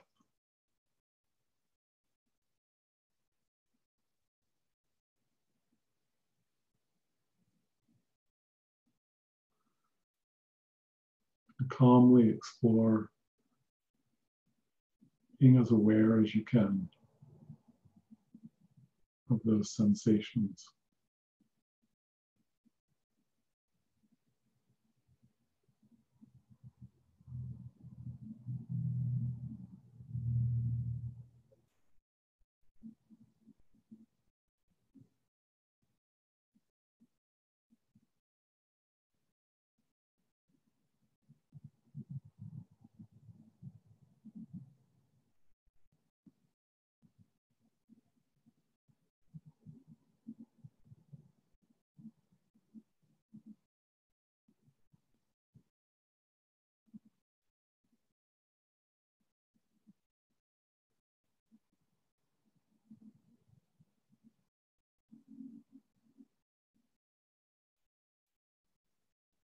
And now let your awareness expand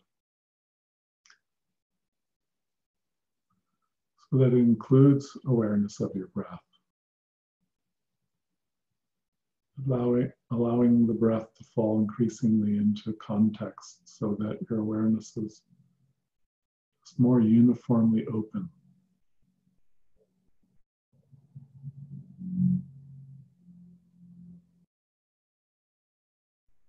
You're aware of your body, but also anything arising within your mind, thoughts, emotions.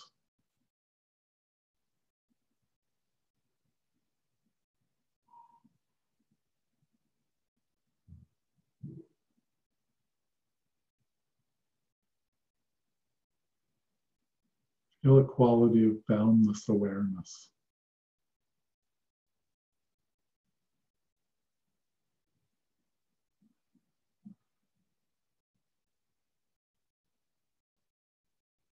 Extending out.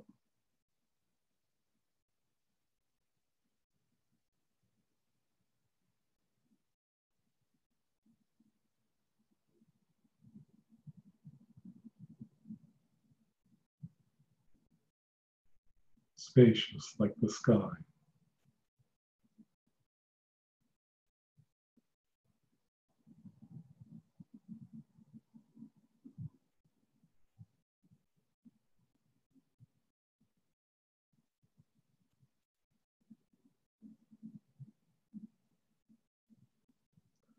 Now become aware of your breath again. And gently focus back in more exclusively on the sensations of your breath.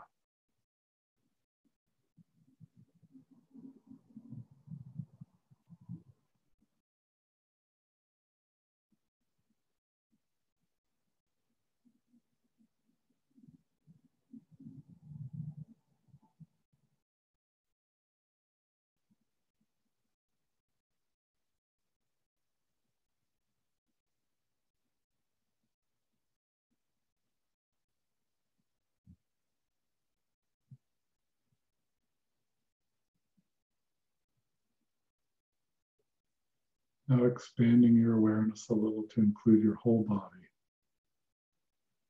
Aware of your breath.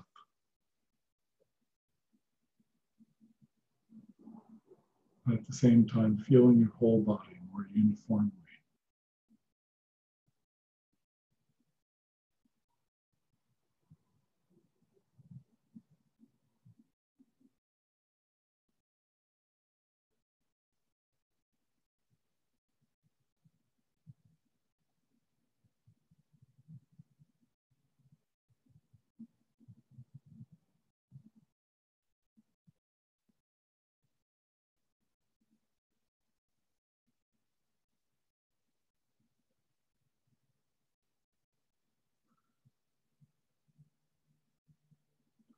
Now, while maintaining awareness of your body, slowly let your awareness expand again into that great spaciousness. But at the same time, remaining aware of your body.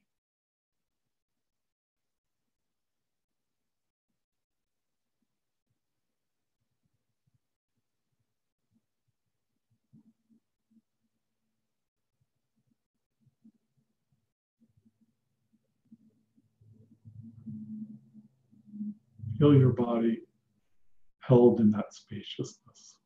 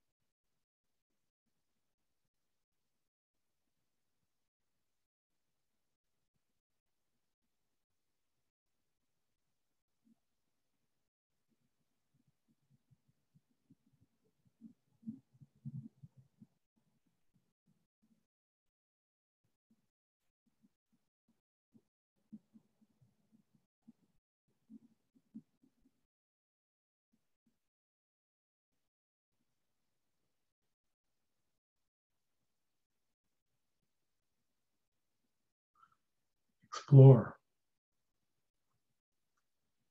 relating the spaciousness of your awareness, that quality of being specifically attuned to your physical body, concentrating on your body, but yet that concentration and awareness of your body held in that spaciousness at the same time.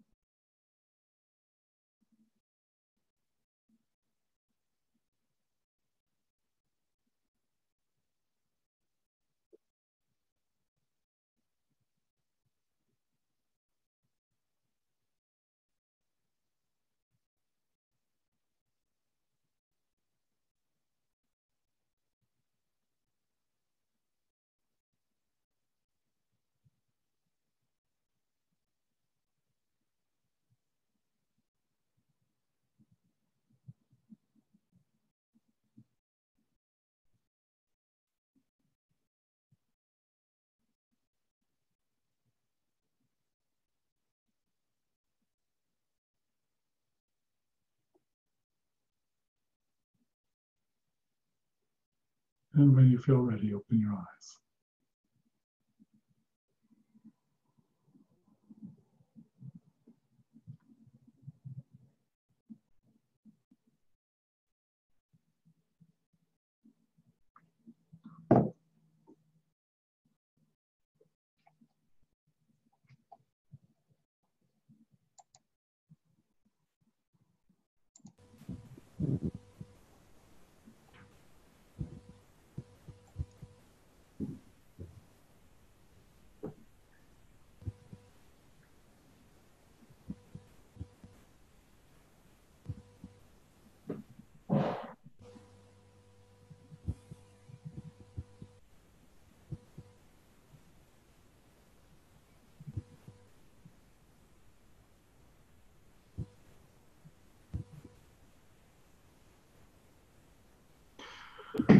I'd like to continue now with taking questions, but before I do, I want to ask if there's any comments or questions specifically about the meditation. Let me just, if anybody wants to share or ask any question.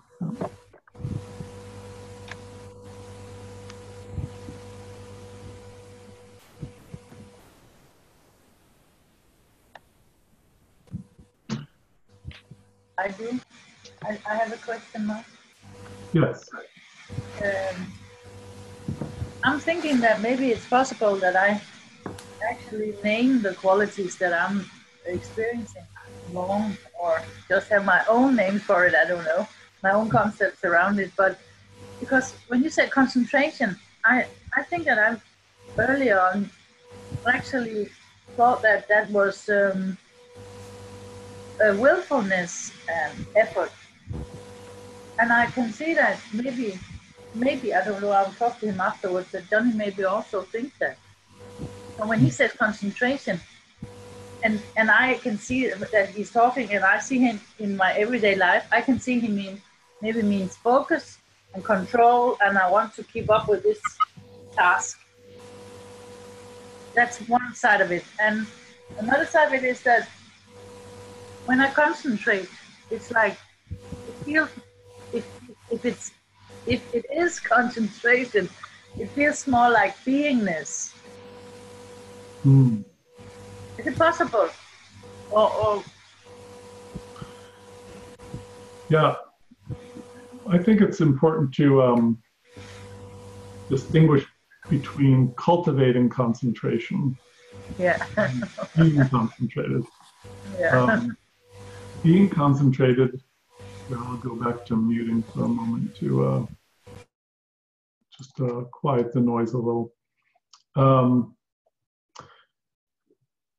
Being concentrated in itself simply means that there is a focus of awareness, like, let's say you're having a conversation with somebody or you're reading a book, or there, when what we mean by concentration is simply that quality of a sustained attunement to or engagement with that focus.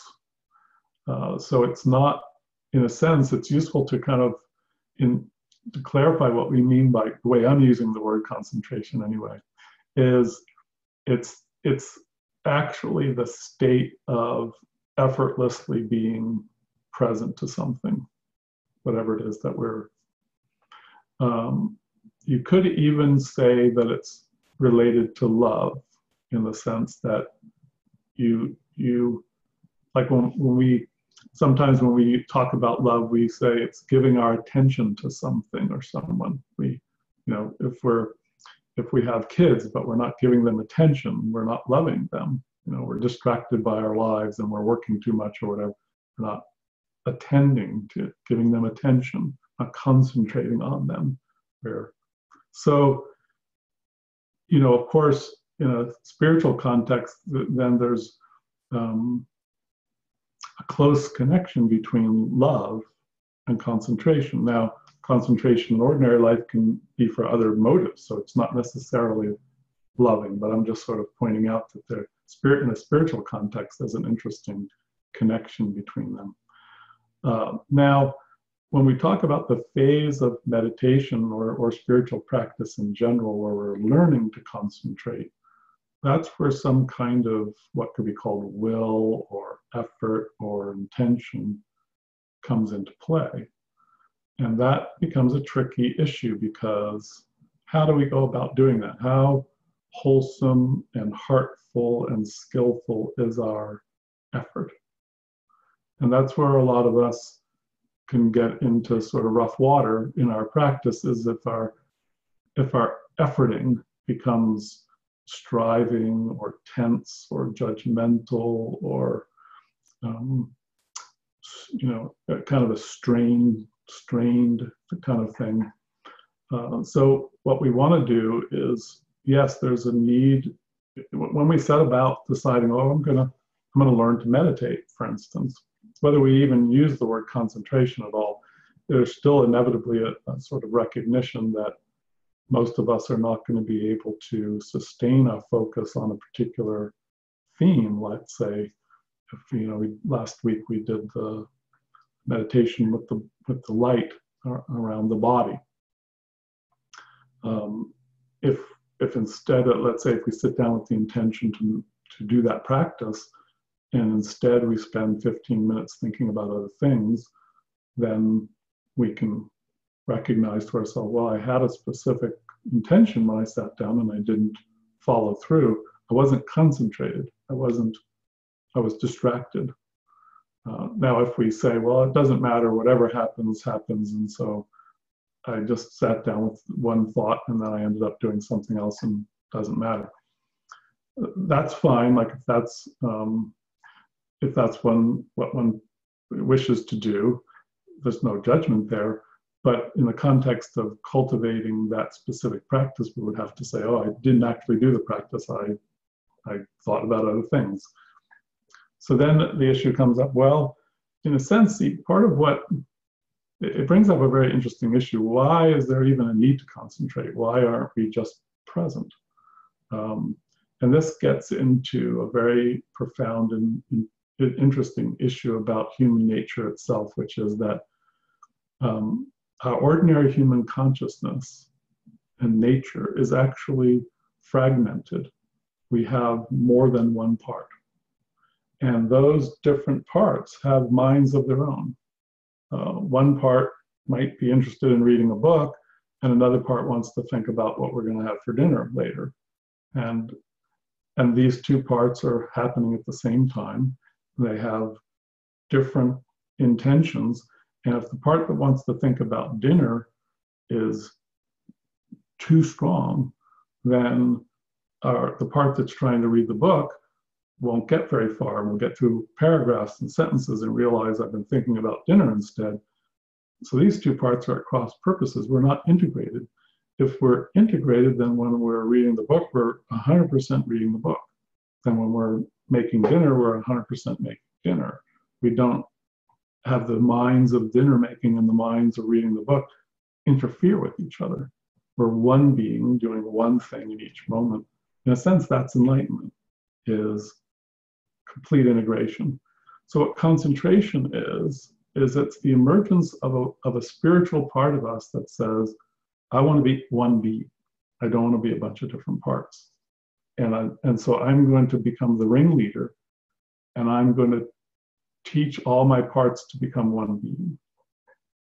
And so somebody's got to do that. Somebody's got to step up and say, let's be one being instead of a bunch of conflicted parts that often undermine each other, being happy and doing things more efficiently and with more pleasure, with more skill and so on. So in a sense, this new part emerges that we could call like, at that stage, it's kind of like a centered self. It's one that's saying, I'm the part that's willing to be a spokesperson for all the parts instead of being one of the, but in order to do that, I have to kind of take charge of the situation and say, okay, we're not going to fight anymore. We're not going to interfere with each other. But in order to do that, first, a part has to emerge that says, okay, we have this new value, a new understanding of where we're going, where we're evolving towards, and I'm going to be the spokesperson for that part. But then what happens is that part forgets.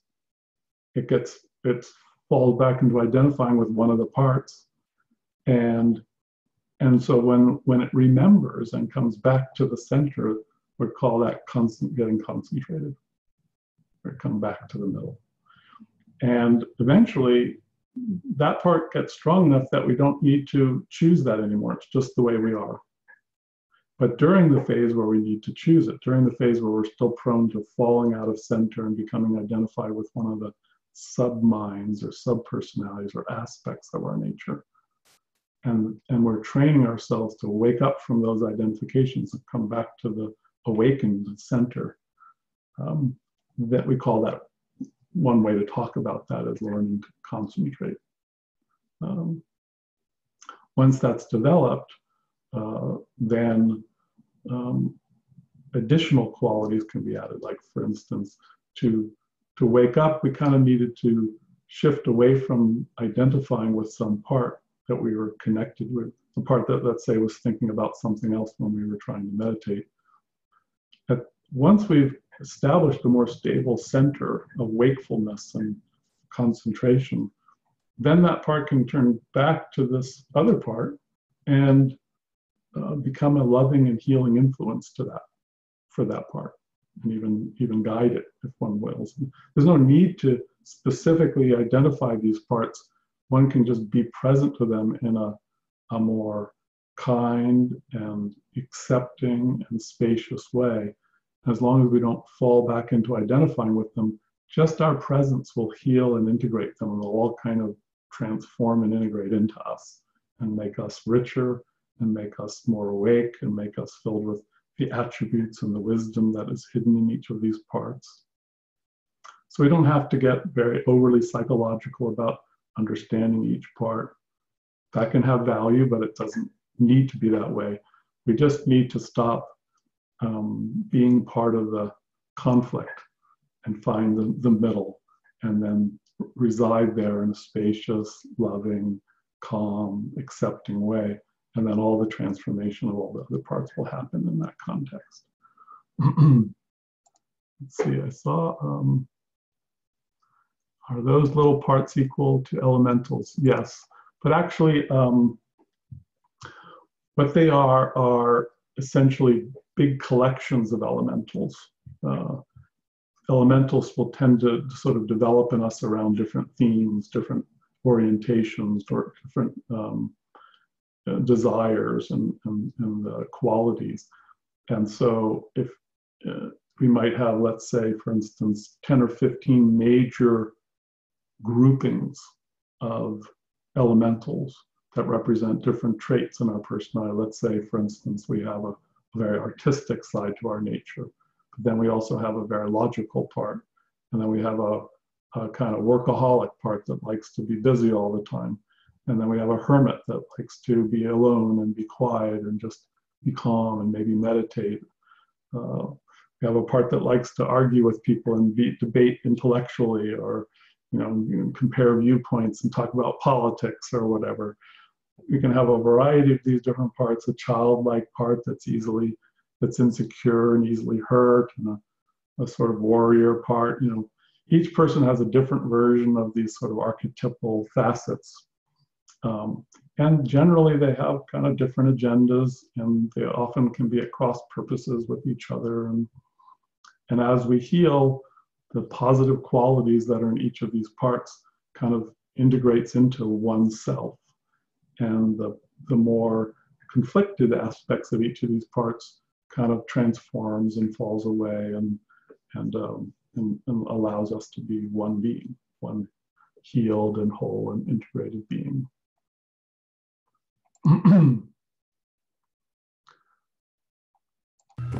Okay, any other questions?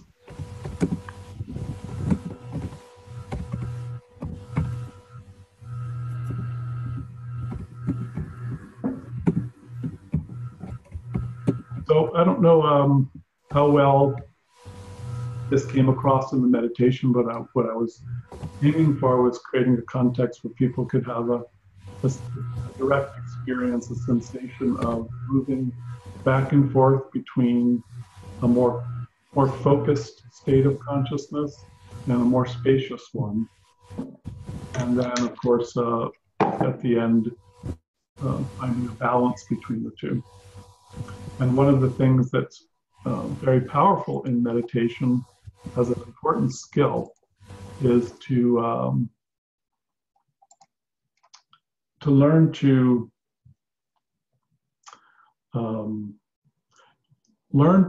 have some flexibility along that continuum, and to sort of to sense at different times when it's more natural or useful to move in one direction or the other, and kind of to keep things balanced.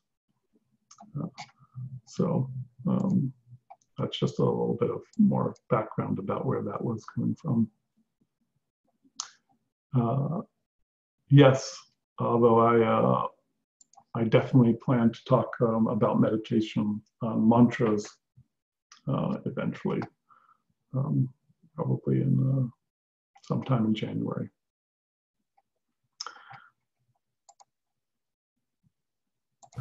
Okay, any other questions?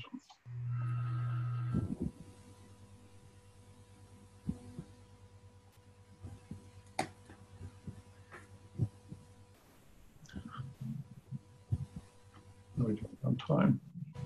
Okay, a little bit more time. No questions. Okay. Maybe I can share a little bit. Absolutely.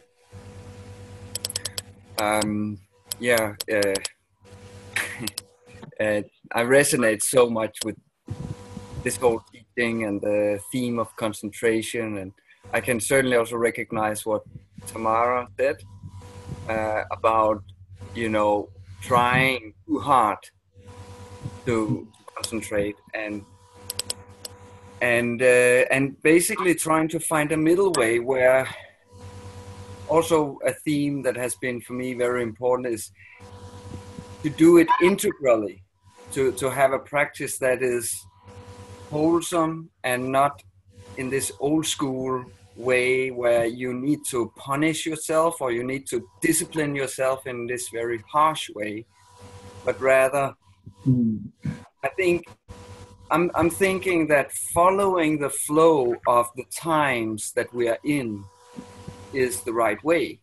So the Dharma for me seems to be to do it holistically, like including every part of me, including my body, including my emotions and my thoughts and or mental capacity, so that everything is included and not excluded.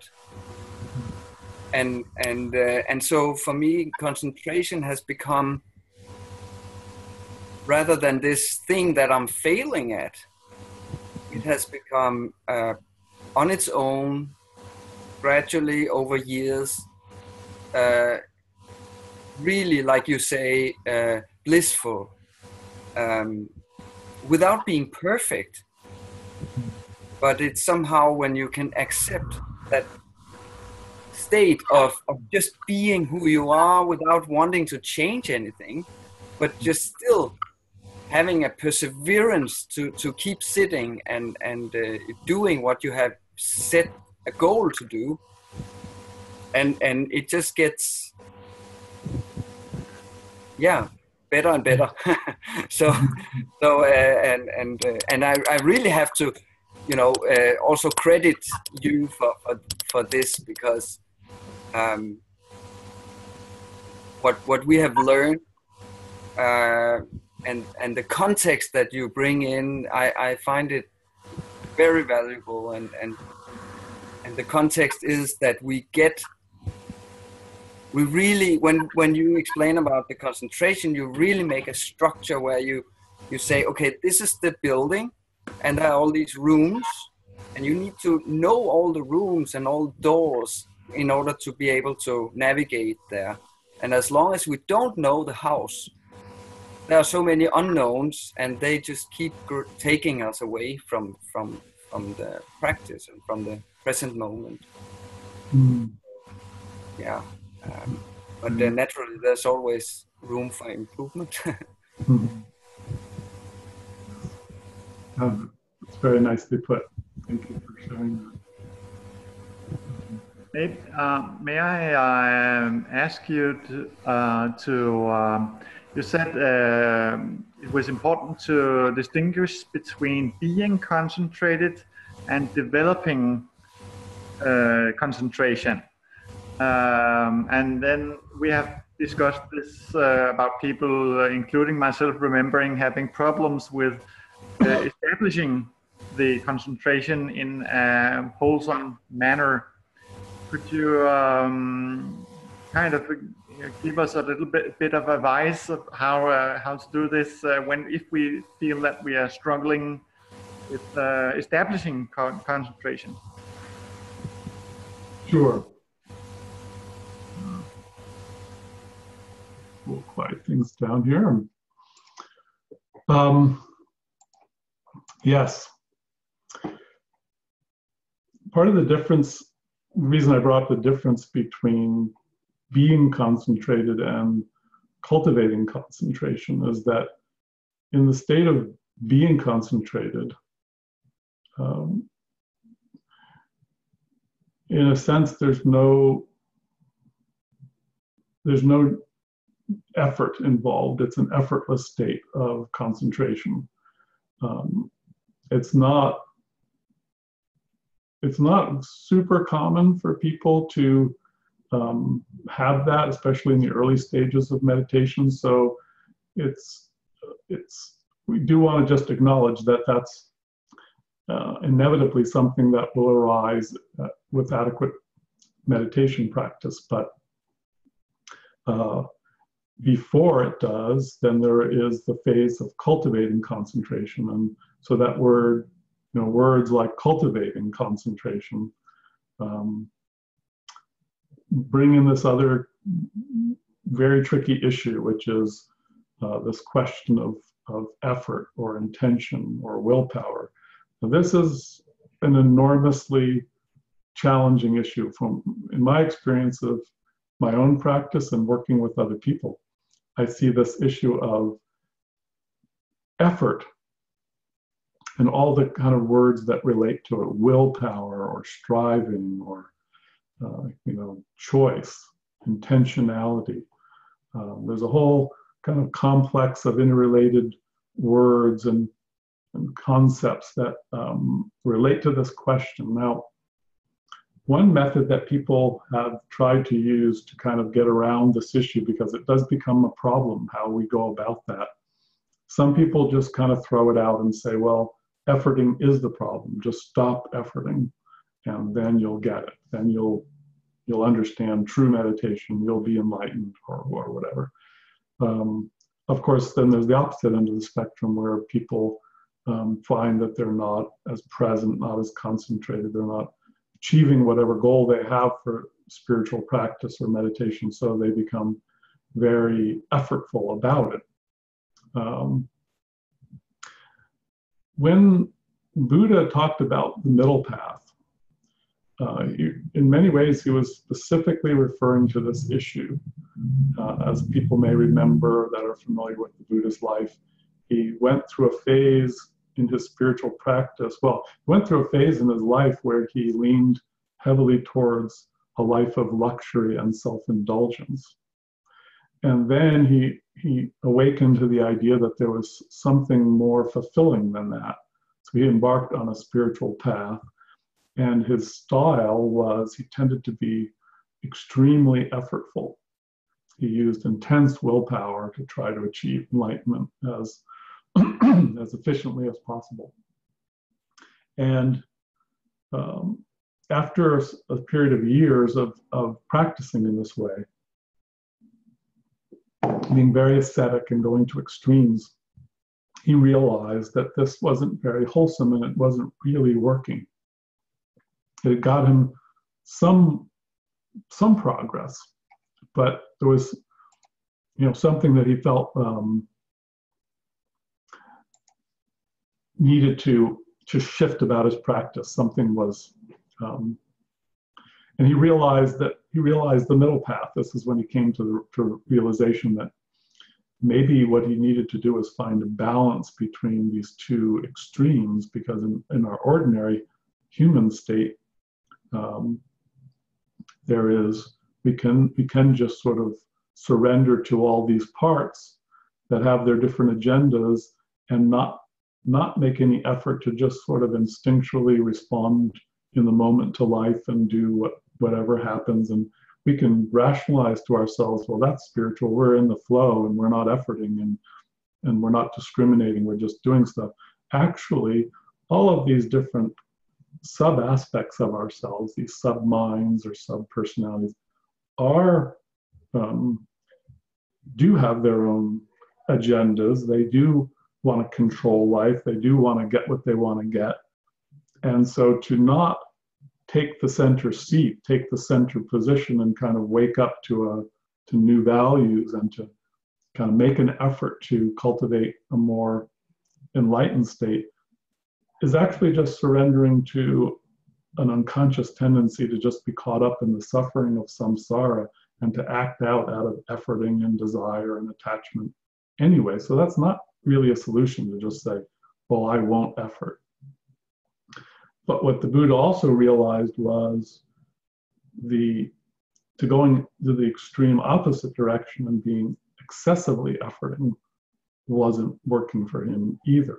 It had some value also, but there were limits, and he was sort of stuck in his progress and he felt the need to kind of break through to some new understanding. So a part of that new understanding he formulated as the middle path, which meant to find a balance between either just acting out your old ways, which, the whole point of why we come to a spiritual path is where we feel like there's something more. And so we must have some degree of dissatisfaction with the way things have been in order to want to move in that direction. But we want to strike up a balance between letting go of the past and maturing and moving on, but a balance between either just falling back into those ways and just indulging in how things are, or being overly idealistic and willful and strained and striving, because that ultimately means that in essence, a key quality that's lacking when we go to that extreme is there's very little self-acceptance in that. There's very little equanimity and peace, and in fact, self-love. It becomes a kind of brittle, tense, judgmental state where we're basically saying, so much do I want to be enlightened that I just can't make my peace with how I am right now. So I'm going to pit myself at odds with myself and push hard to not be that way and strive to be some other way. It can even be condemning and repressive towards our human nature. So two themes that I experience as coming together very powerfully in our times are this concept of the middle path that the Buddha identified, but it's not, there's other versions of that in other traditions, Taoism or, Hinduism. And the Greeks, talked about the golden mean, which is a middle path idea also. But without going into too much of the sort of history of humanity, there's a reason why I feel that there's been a tendency in a lot of spiritual traditions to kind of lean towards the excessively judgmental and effortful approach. So many of us have a history with that in this or other lives where that's the training that we got. Those were the traditions we were exposed to. That's part of the human situation that we've been part of. And there's parts of us that are kind of tired of that or have been damaged by that and are kind of rebelling and saying, I don't want that. So I think that's part of the reason why there's a sort of anti-effort movement in the world today that's, in a sense, understandably reacting against this old school approach that's been very pervasive in the spiritual traditions of the world. Also, there's a general prevalence of trauma in people, and part of what comes with trauma, which can be both from this life or even from other lives, is people tend to be even more fragmented when there's trauma. And so excessive efforting actually just tends to feed increasing that fragmentation because it's a polarization. One part's getting very kind of determined and effortful and is not inclusive of the other aspects of our nature. And so, especially when there's trauma, we tend to react to the pain by trying harder, and that actually can turn into being part of the problem. And also, it actually can make things worse. It can increase fragmentation. So, because trauma actually, I think, is increasingly becoming recognized as a fairly pervasive experience in the world, there's a need for a spirituality that recognizes that situation that many of us are in. And really, in a sense, humanity as a whole, we're kind of a traumatized humanity, I would say. So we need a spirituality that's particularly skillful and sensitive to these issues, and cultivates a type of effort and discipline that's particularly loving and understanding and patient and accepting. So for me, I feel like that's part of the emergent spirituality in our times, is a kind of rebirth of our understanding of how to be on the spiritual path, what this very dangerous quality of willpower is all about, how it can be misused, how it's commonly abused and experienced in excessive and damaging ways, and how to heal that and give birth to a new approach to spirituality that's much more sensitive to these issues and ultimately is a more loving and compassionate and balanced approach to spirituality. How exactly to do that? In a sense, well, there isn't an easy, quick answer. That's the whole path. In a sense, being on a spiritual path is about discovering this whole work, how to understand all of this and apply it in our spiritual practice. And so I won't try to give a short answer to the question of, well, what does that look like? But it is along the foundation. I think some key elements I talked about today are, let's say, when you, for instance, in a moment-to-moment sense of you're meditating and you found that you're distracting, right then, in that noticing of distraction and the mind wandering, how do you relate to yourself in that moment? Do you judge yourself? Do you get tense? Do you suddenly rise up with, I'm going to try harder and I'm going to be, sort of a strained and effortful and judgmental quality? Or do you accept yourself that you've been distracted, and then you just gently bring your awareness back to your object of concentration, and everything's okay? That's just accepted as that's the practice, that's the path, that's where you're at, and there's no problem. Not making a problem out of that situation, and not reacting to that problem with judgment and strain and striving. Because what really efforting means is not some energy of intensity that we bring to the practice. It's simply a growing awareness of noticing when we're distracted and bringing our attention back. That's the effort. And it's not, as you know, if you sense what I'm talking about there, there's nothing in that that's about like what we normally mean by willpower. There's no samurai warrior present in that moment of it. It's just noticing and then bringing the attention back without judgment. That's the practice. That's the effort. Yes, and it is a very grounded and growing sense of groundedness, because it doesn't separate ourselves from our human nature in a sort of, a violent way. So it allows us to be much more loving and grounded in our human nature. So important in a modern, in our approach to spirituality, to kind of, sometimes I like to use the phrase, what we're looking for is a human spirituality, not a spirituality that's about going outside of our humanness. Our humanness is the doorway to our awakening. We want to love and integrate with our human nature, not judge it, repress it, set it aside, or try to get away from it. Okay, so we should probably wind up now. Unless there was any kind of immediate follow-up to that. Let me go unmute.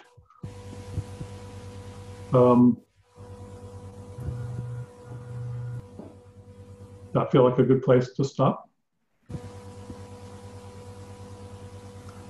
Okay, good. Well, okay. Good to see Merry you. Christmas to everybody. Merry Christmas.